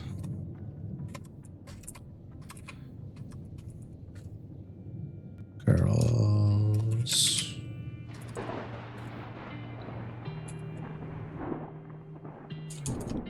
Girl didn't remove her eyes from the screen. Vladimir was Vladimir spent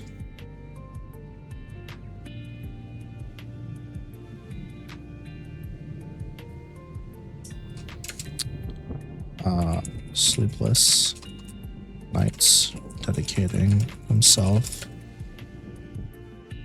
to making this as entertaining as possible. He wants people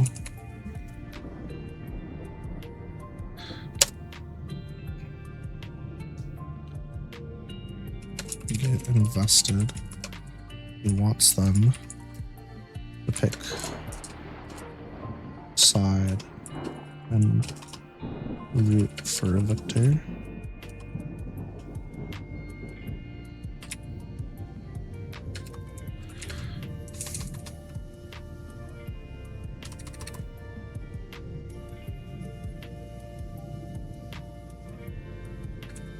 I don't get it.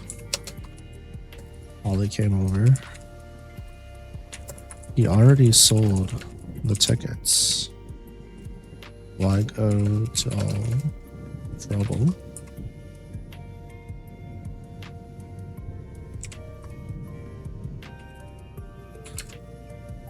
Kel grew devilish grin. Can't say for certain,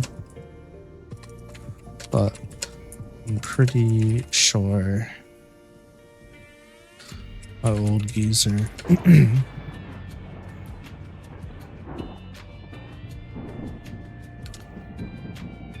is planning on flipping the entire council on its head.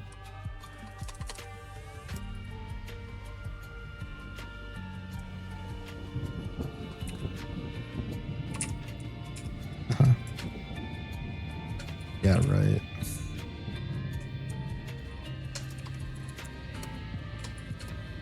Always joyful. Joyful.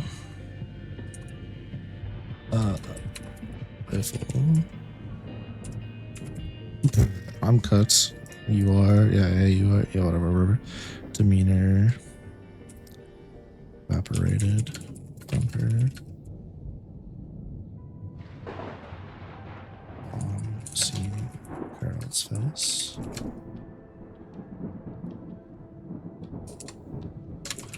Return her attention to the monitor. Is that right?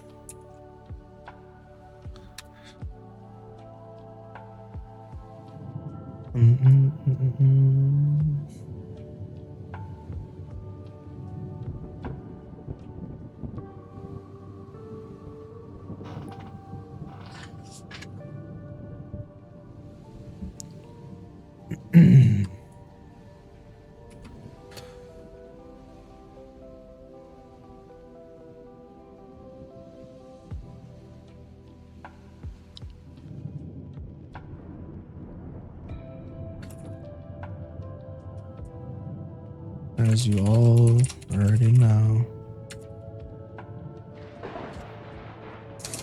winner of this event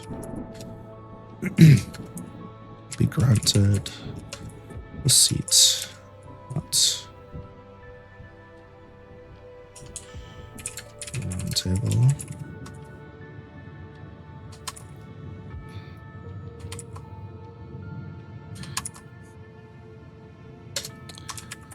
Any guild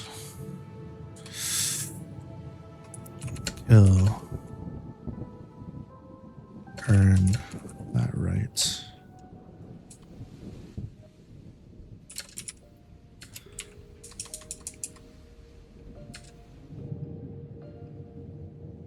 Seat at the round table. Poor brain.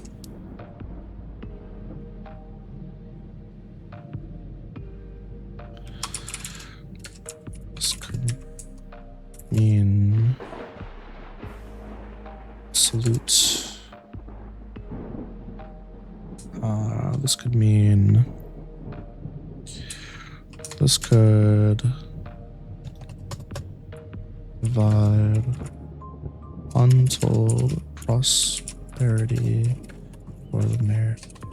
Marionette Mafia, or Spell Destruction, or The Fool's Carol. Costume, waved his arm buoyantly to the side.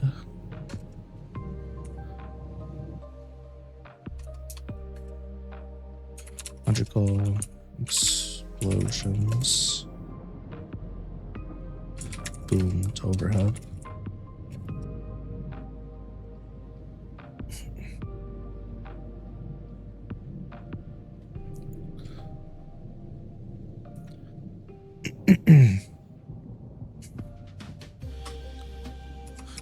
To officiate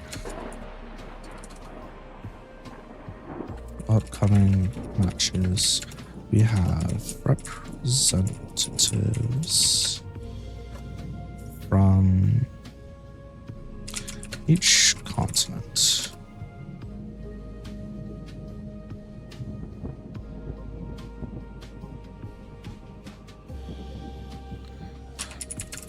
Oh, fuck. Wait a second, goddammit. Holy shit. I forgot to make guild leaders. My bad. Dumbass. Bruh. This shit can't be real. Why is this happening to me?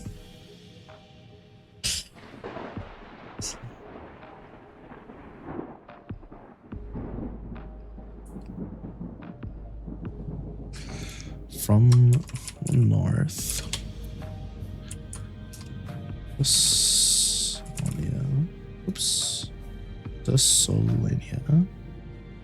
Solanians.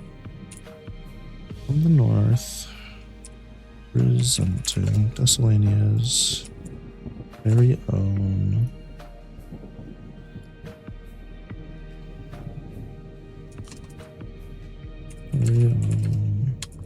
Irvine Syndicate is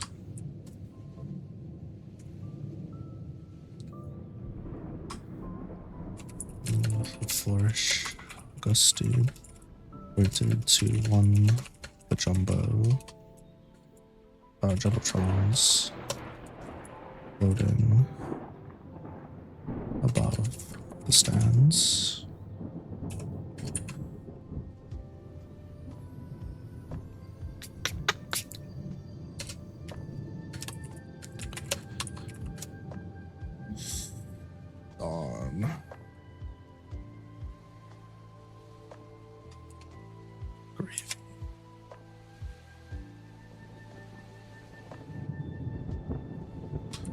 Dawn Gravy. So one of the reps going to be a monkey. The Leo Florian rep was originally going to be one of the Dragonkin.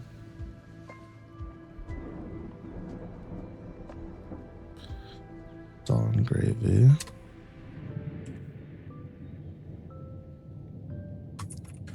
Crowd roared as a plump.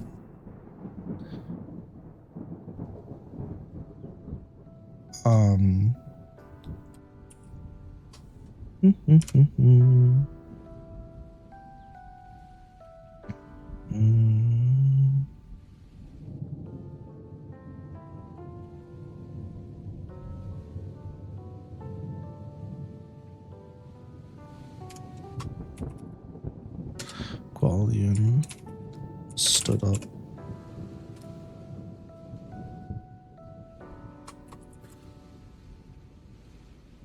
His gray fur, hair, fur ruffled in the wind.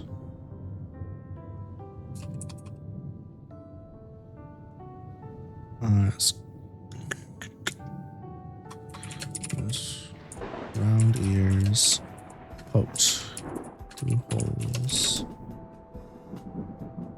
in his fedora.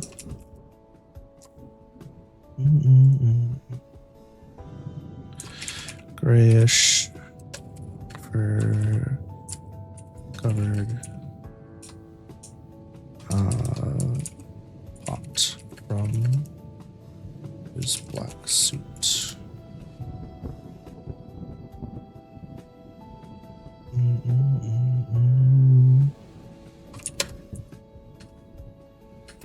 Give a wave to the cheering crowd before sitting back down.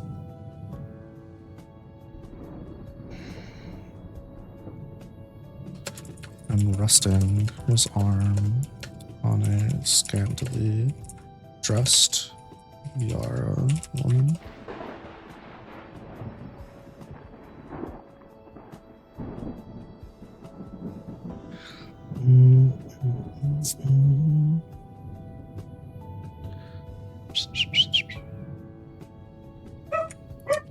Oh, comment.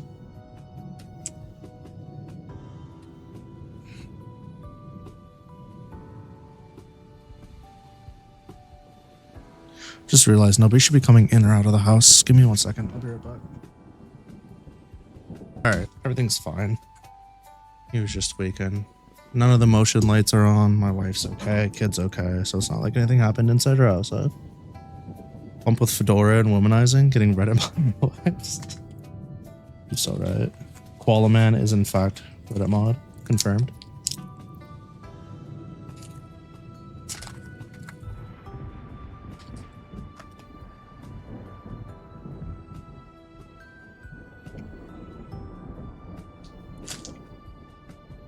Can I give a spoiler about the dawn?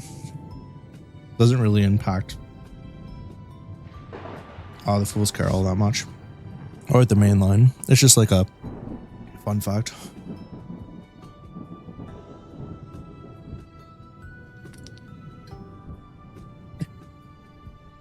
It's a good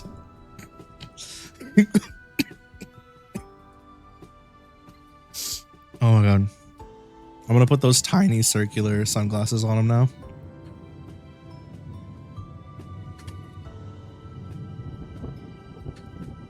Sunglasses. Whoops. Yep, we're doing it.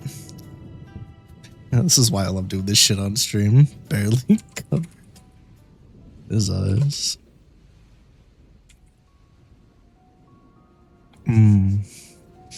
Perfect. Peak character. Also, can I please give a spoiler on this character? It's kind of funny. Brett. Denied. All right, that's fine. Find out eventually anyways. Oh my god. From the north representing... Okay. From the east. Where do I want to take from the east? Let's see.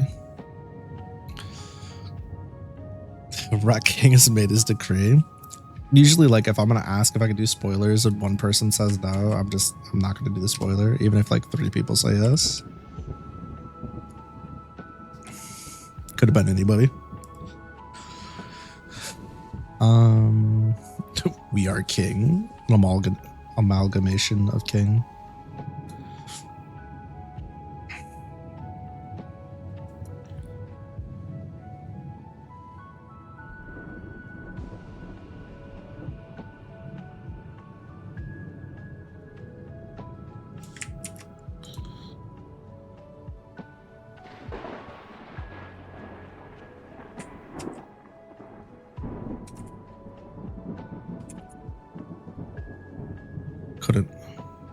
Could have been the dog. Huh? What you talking about, Willis?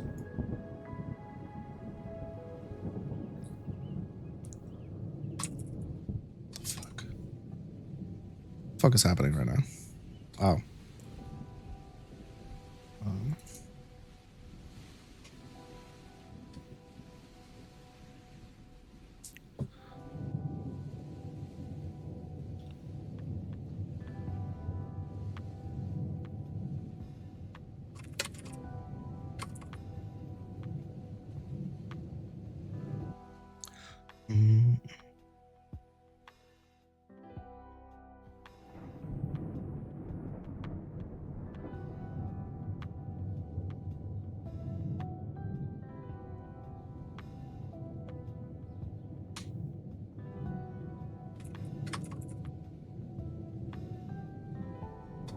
Bitch.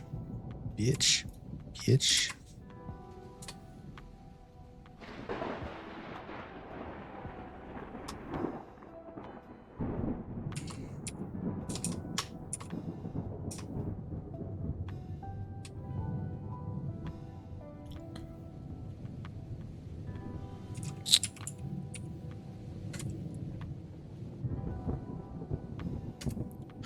Okay. From the east, we're going to take Bergen Snatch, Hand of Ingenuity.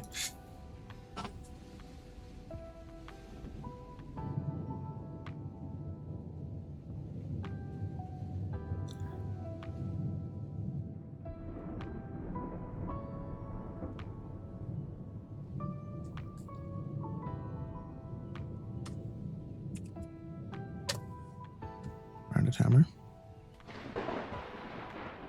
Representing Bergen Snatch is renowned.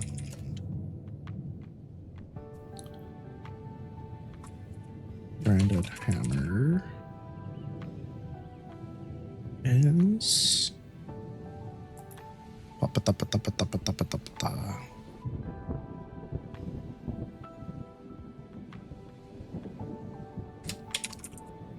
Steam pointed to a Bowtron to his right. Set of magical fireworks went off again.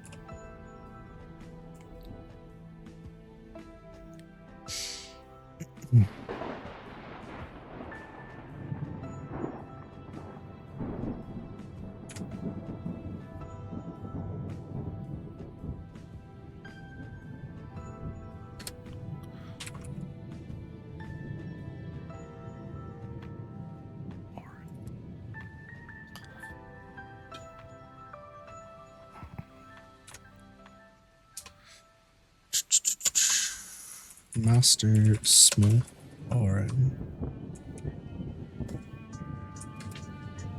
Crowd went ballistic. God damn. Oh, man.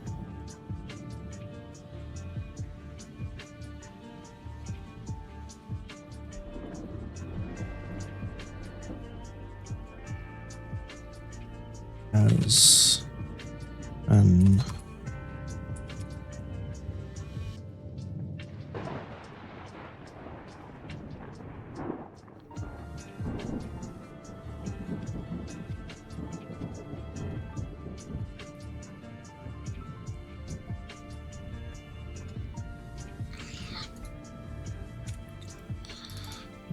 Oni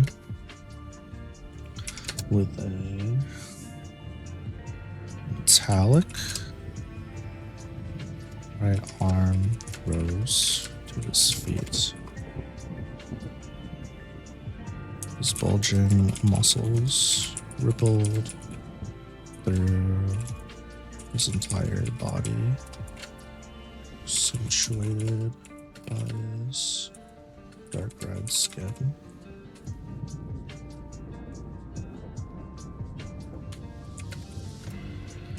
Two long sharp horns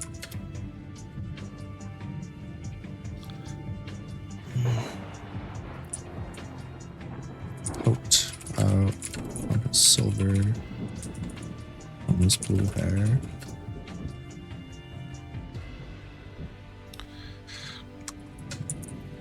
Eye patch covered his right eye. His left eye.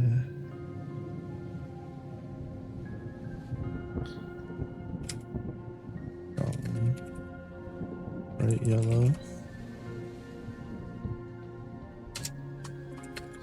He bowed before taking his seat once more.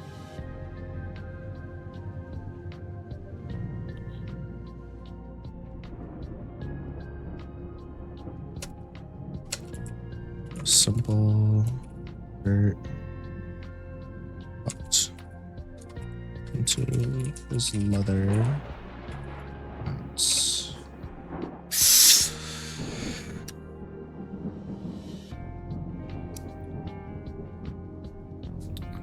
Boom, boom, boom. Bitch.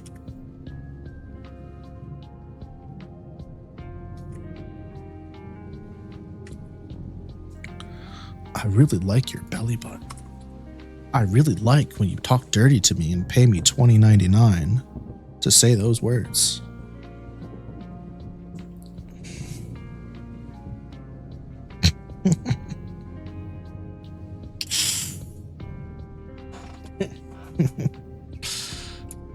My business is I'll rate your dick size for $100. Man.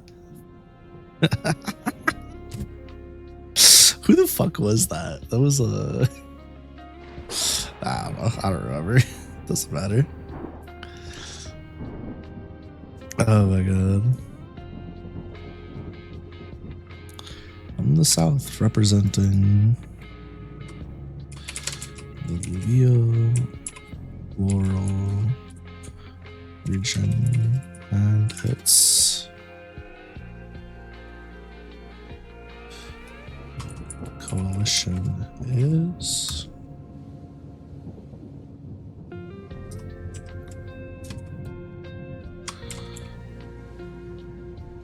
I'm on some shit and you want it. I'm just built better, I guess. Augustine entered to the southern Jumbotron.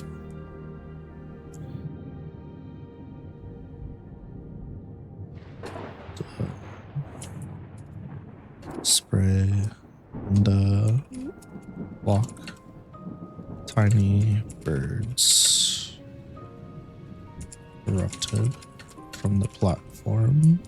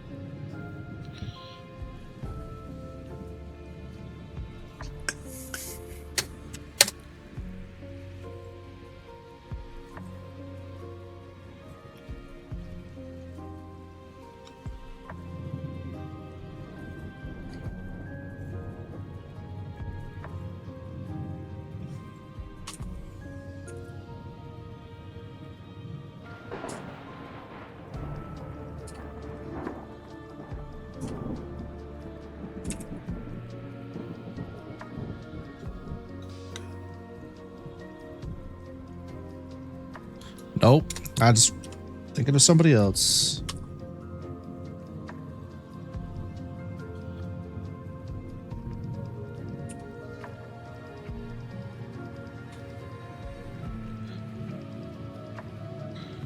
That minute.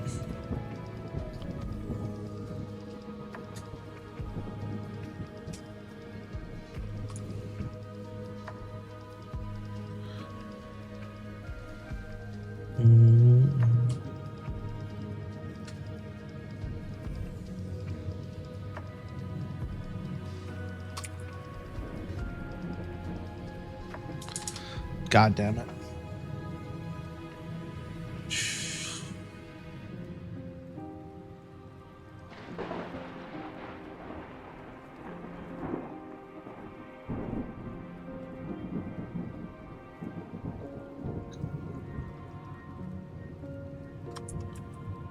Empress Skyman.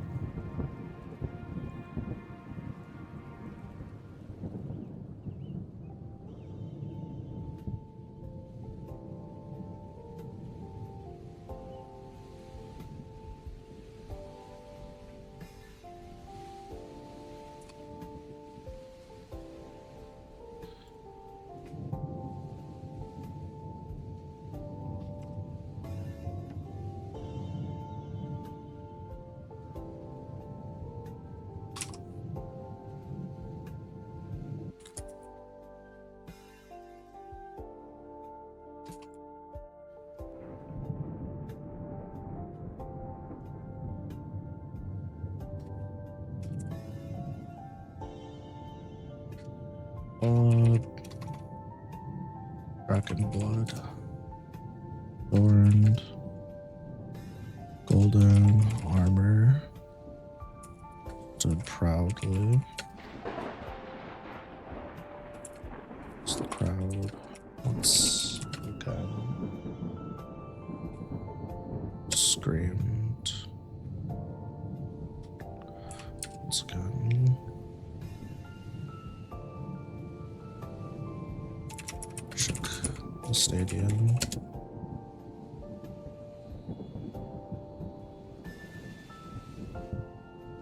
Her horns were mixed with appeared to be jewels, and her scaly skin glistened in the sun.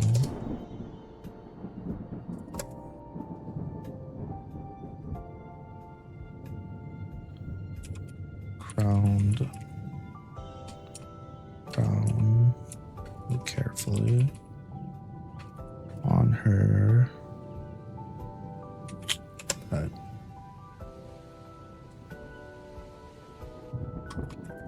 Kind of show passion. She let a stream of fire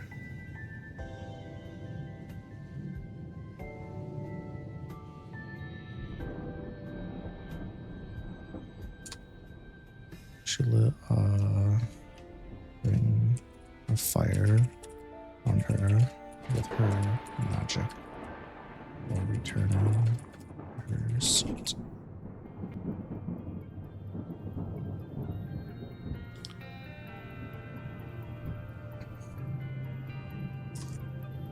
Dun, dun, dun, dun. From the west.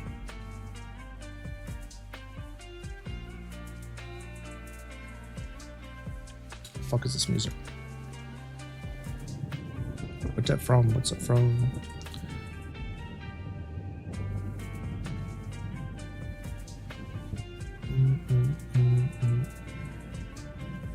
Did the west already? Oh. Did I do Lumen View already?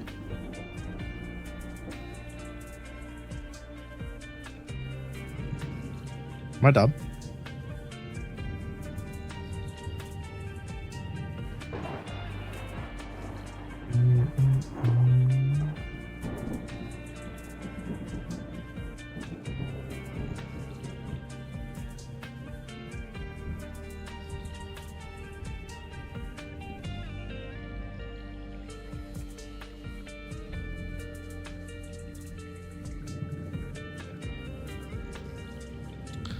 I'm confused.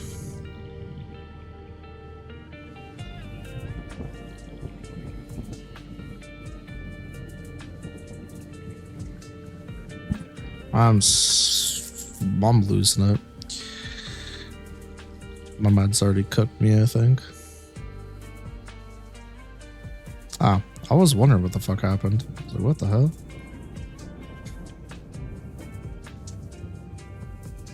Dun, dun, dun, dun, dun.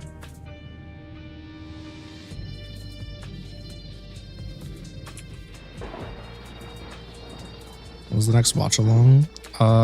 It was supposed to be Friday, but I don't know if Cam will be good by then. And I don't want to finish Birdie without her. So I just gotta double check with Cam. It'll be Friday, after a collab. And then if Cam's not good for that day, then I'll just push it back. I just gotta reach out to Cam tomorrow just to let her know. Yeah. I mean, if I didn't plan on finishing together, I would have just done it. I would have set it for this last Friday. Speaking of which, I have 3 collabs this week. I've got one on Wednesday with Alice. I got one on Thursday with Nin, and then I got one on Friday with the Alice, Purple, and Van for the Digimon thing, if Van is able to show up.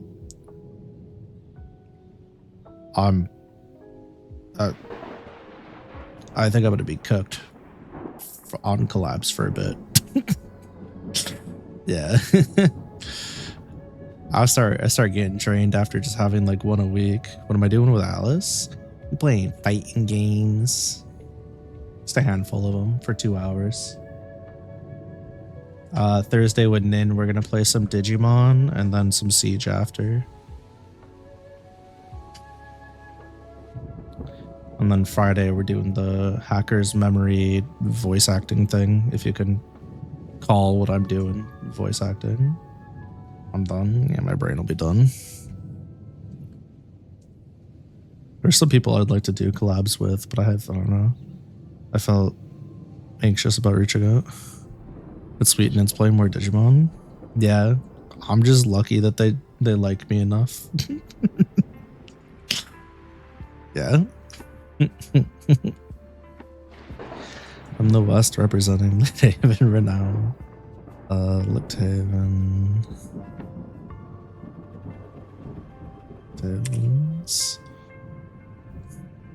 Lube bonding.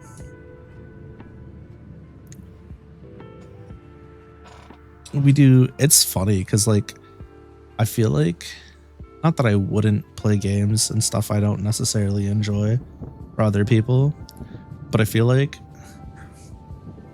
most of the time when Nin and I do something, it's usually like we're playing something one of the other people like quite a bit more, if that makes sense. We don't like we're obviously still having fun, right? And we're still doing something together and enjoying our time, but I feel like most people, I play a game and there's quite a bit of common ground on enjoying that game. Whereas like Nin and I will just be like,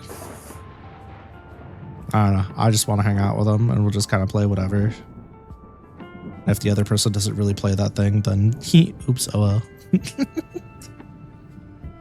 I think that seems to be how it goes.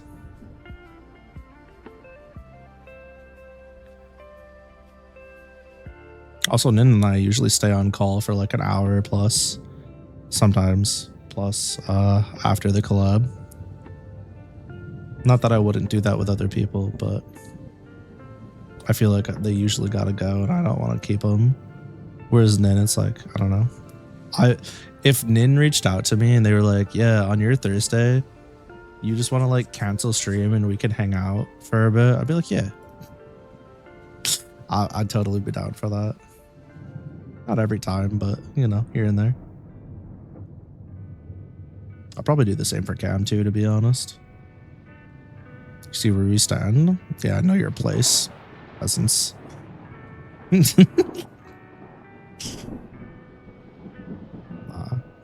I like Nin. Nin's good people. I own it a lot.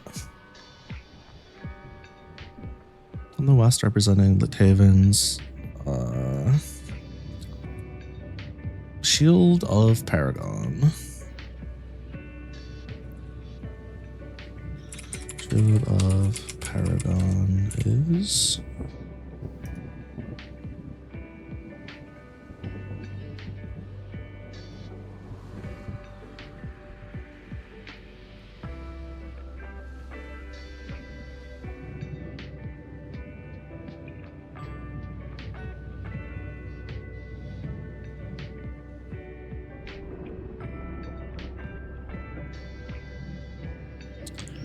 Hold up your captain too much. We got missions to do. Huh? What do you mean by that?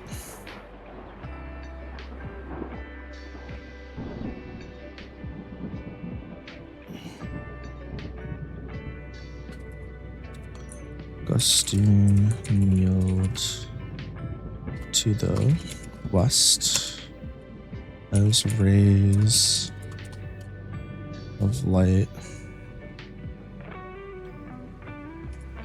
Rotated, and flashed. Jumbotron. Oh yeah, I see what you're saying. I'm just dumb as hell. Jumbotron.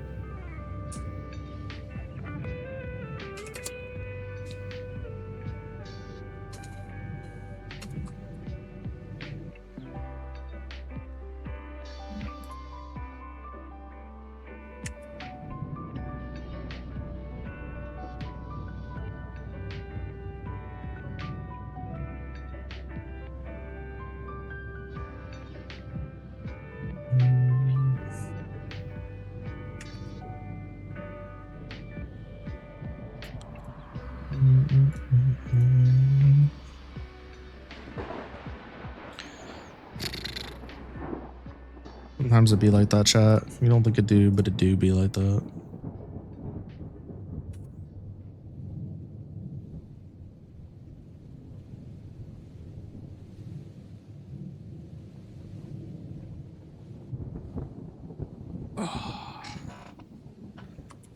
Sovereign.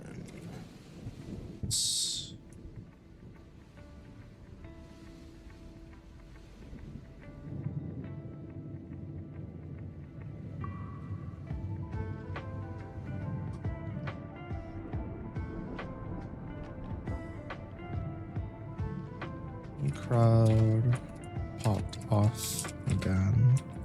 This time it was notice. I love this one. Noticeably quieter than usual.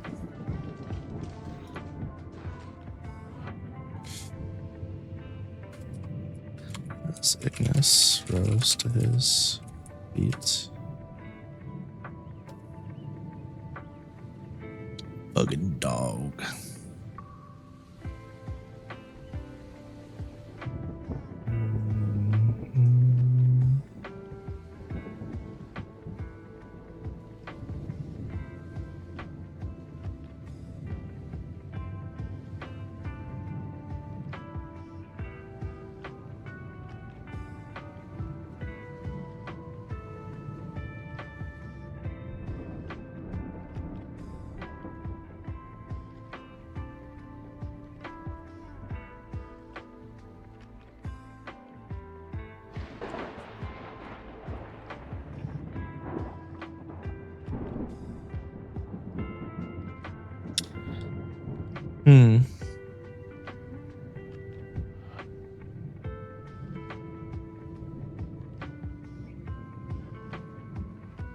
I'm at a loss.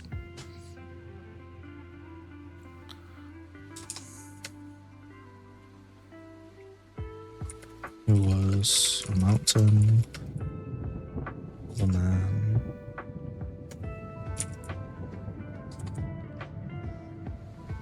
About what?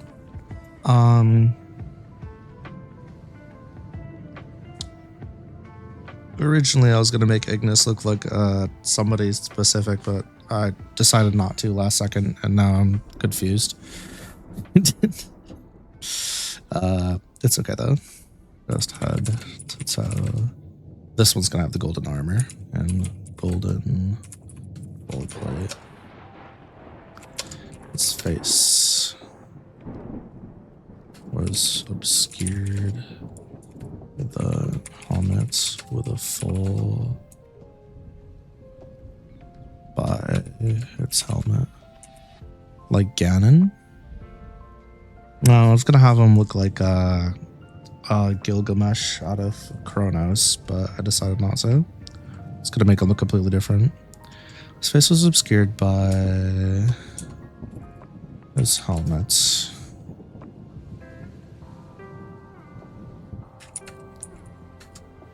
But his presence could be felt from the stands. For a moment,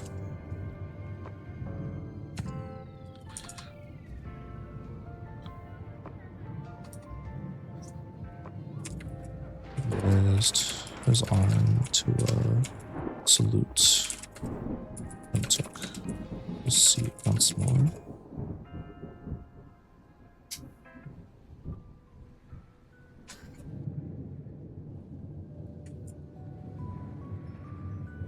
And finally,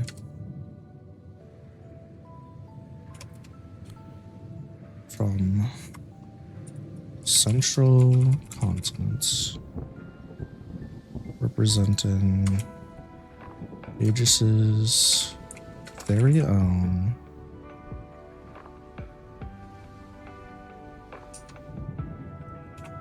central continents. Finally, one we have to thank for putting the show together for you all.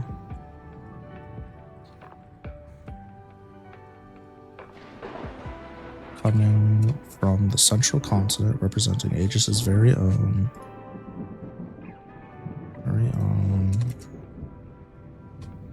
Aegis's beautiful city.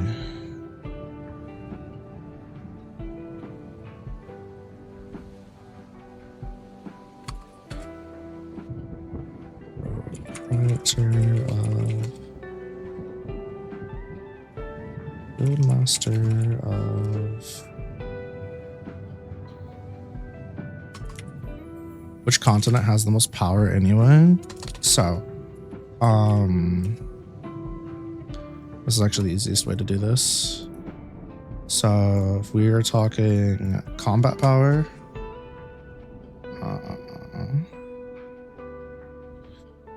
combat power by region. God damn it. God damn it. And then if we're talking economic power by region, combat power, central is tied with southern is tied with northern, eastern is tied with western.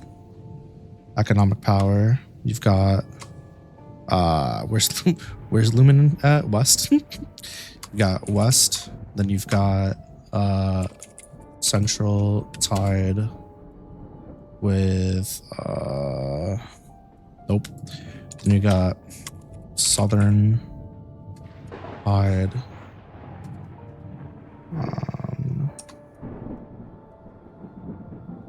is Leo for a little more no.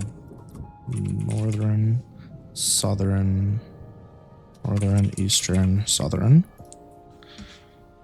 I don't know why I thought southern would be tied with those three. It was not. So these are like economic power and then combat power by region.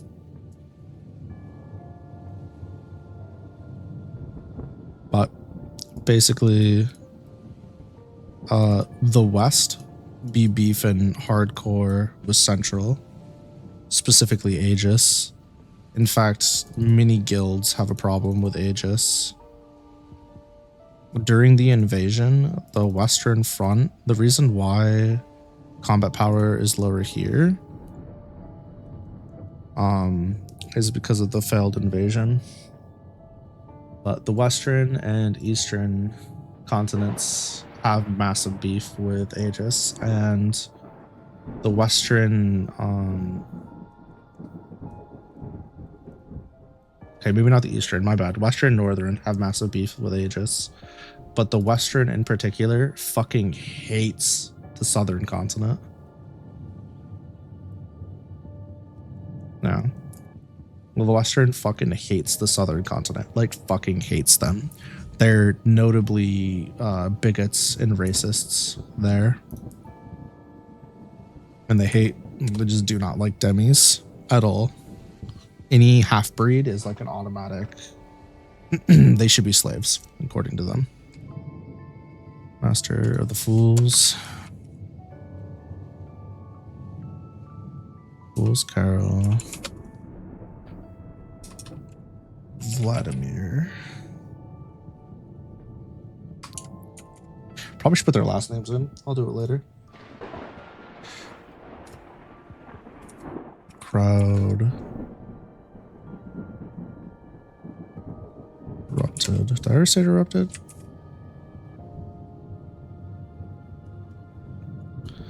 Crowd exploded. Birds.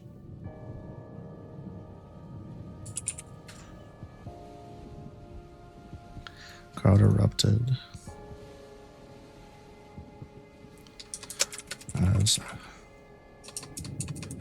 As locals jumped out of their seats.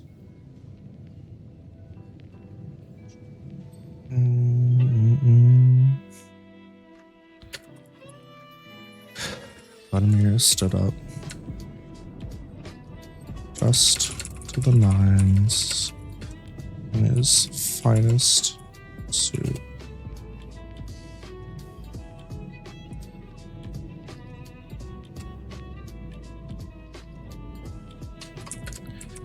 He waved politely to the crowd for taking seats more.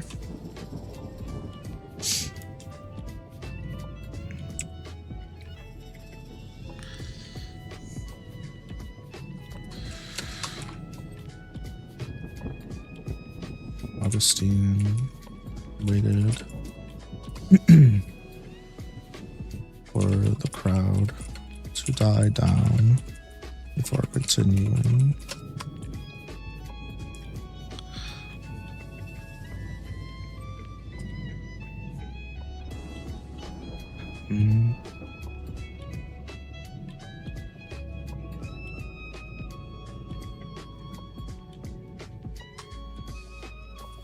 Or we get the show on the road. Some housekeeping. First, turn your attention to the nearest emergency exit.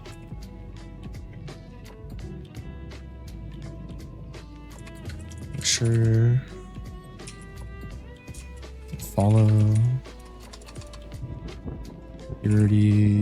security's guidance in the if the need arises. Let's do hold up 2 fingers. Second,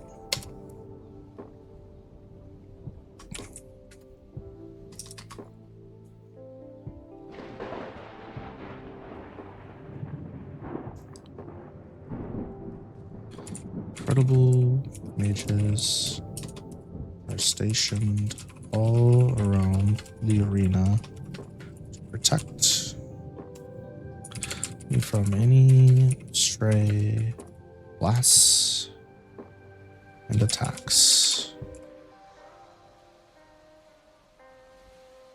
So relax, kick back, be sure to open to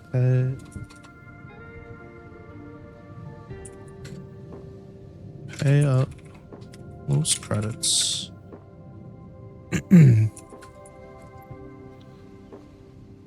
Find folks looking around with refreshments.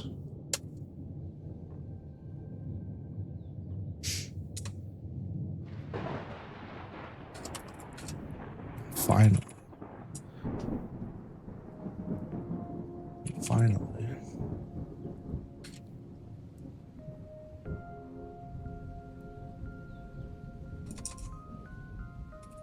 These matches will be graded on a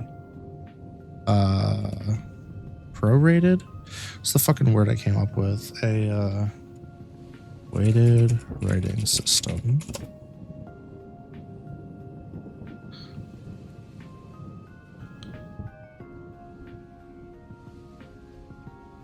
Basically, lower ranked adventurer beats a higher ranked one. They get more points And if an adventurer of the same rank were to defeat their foe.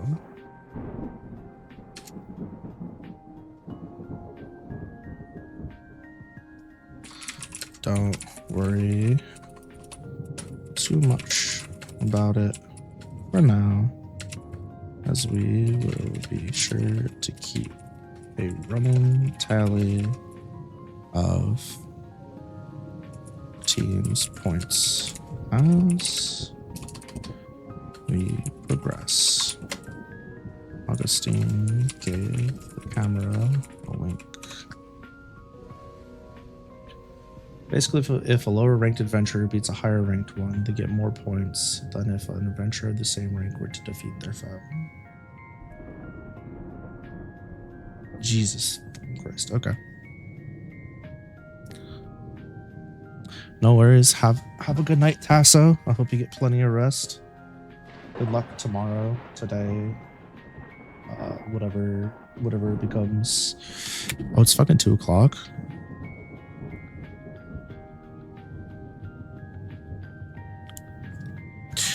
I should go to bed. Yeah, I should go to bed. What the fuck? Upload my fucking VODs tomorrow. What the hell? What was the point of taking my goddamn sleep meds? Jeepers creepers.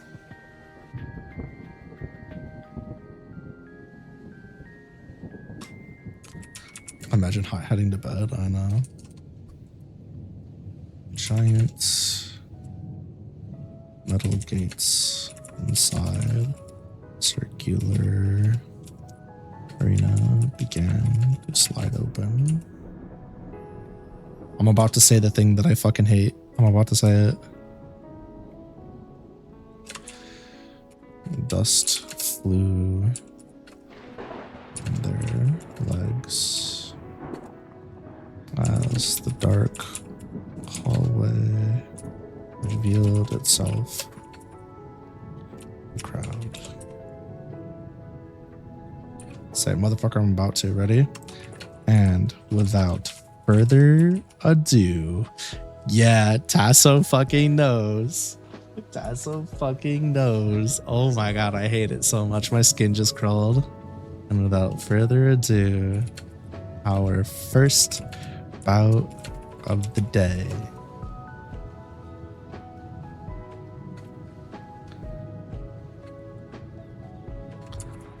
From... What's wrong with it? I'm not going on that whole rant right now. I've done it before. Just know that it's like one of my content creator pet peeves. Every time I hear it, I get the ick. That's all you need to know.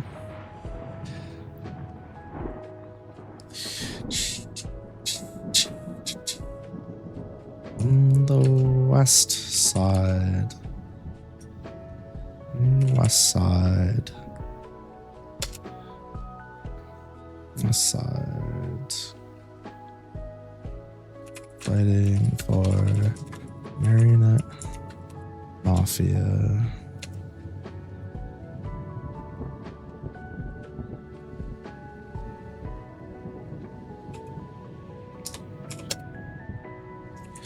Anya. Bitch.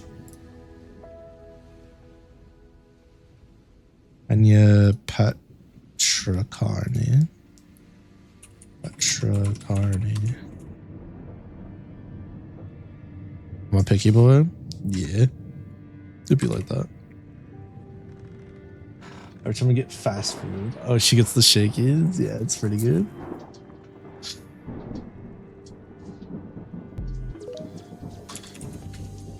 Bus known being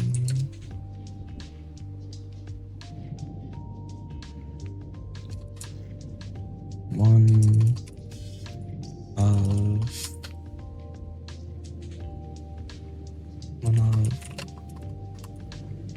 5 exalted sisters on the shrine of calamity. been said. Her wisdom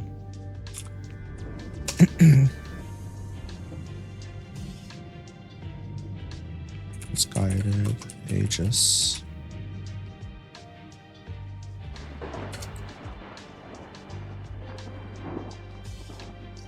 Being bustling port city that it is today.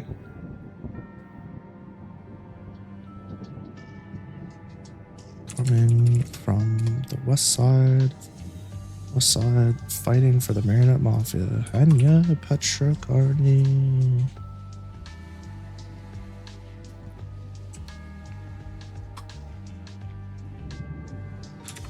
Many people in the crowd have pulled out their phones, record, or get pictures of Hainme.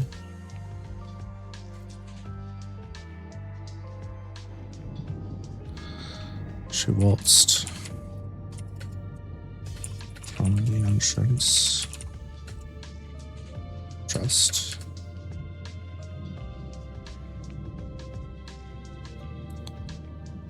and surprisingly average looking adventurers here.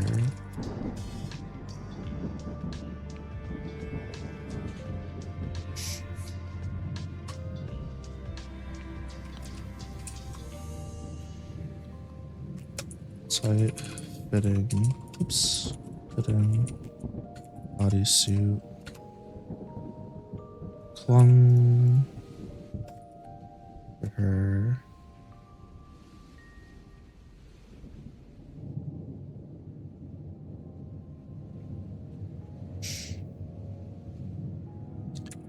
Body underneath her breastplate.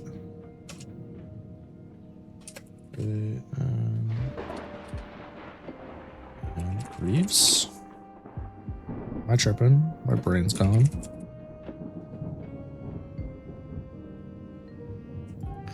Nope.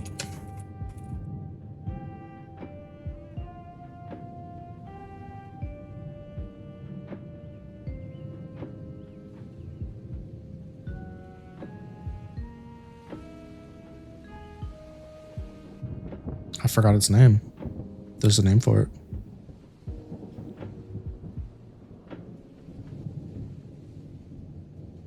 Dog. Leg armor. Name.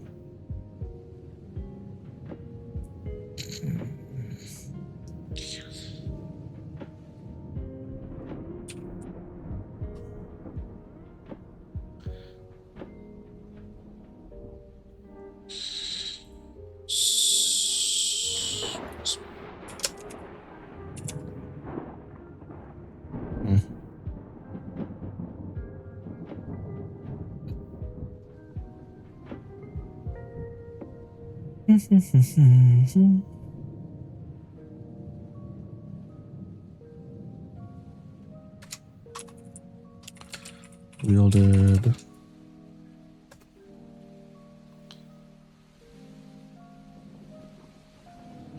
a staff with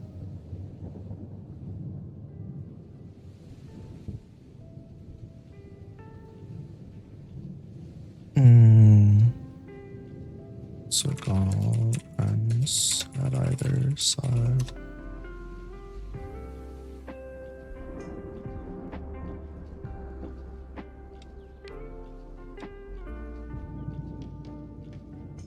From East Gate comes the proprietor of nope. Comes the spear of Aegis herself.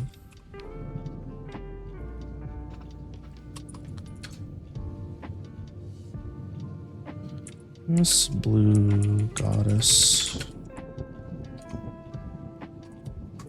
of the sea, glass, ocean, needs no introduction, but I'll give one anyway. Please open Beatrix. Ba, ba, ba, ba, ba. Brain. Carbuncle. Ba, ba, ba, ba. Carbuncle.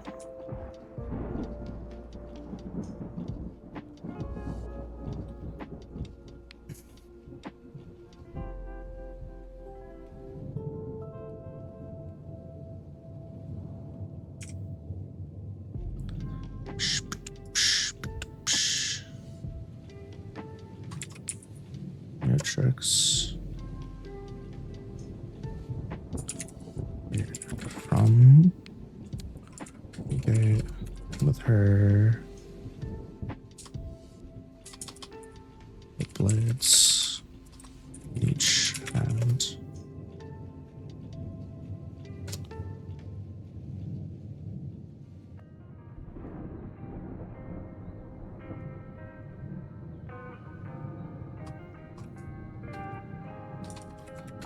Contrast is armor matrix or lights.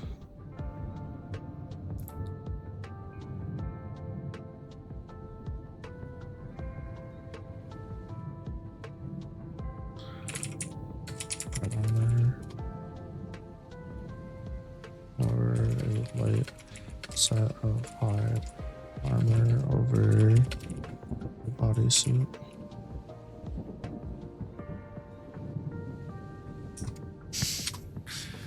Okay. I had to do a lot of thinking today. You know, maybe a little too much. I doubt I wrote that much because we spent a lot of time. Oh, I wrote 1425? How? Probably because it's probably like 700 an hour, right?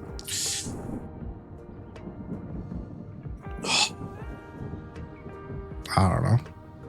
Way a little less, actually. Spent a lot of time yapping and having to think about shit. I'm surprised I wrote that much. We'll take it. I'm sorry, how many pages? The fuck? What's my total word count at? Almost at 15,000? Huh? Was I not just at 10K? Sure. No worries. It's fine. Just going a little faster than I expected.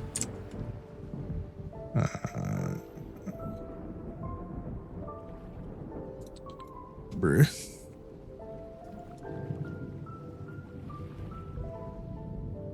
She's a hamburger. Alrighty then, chat.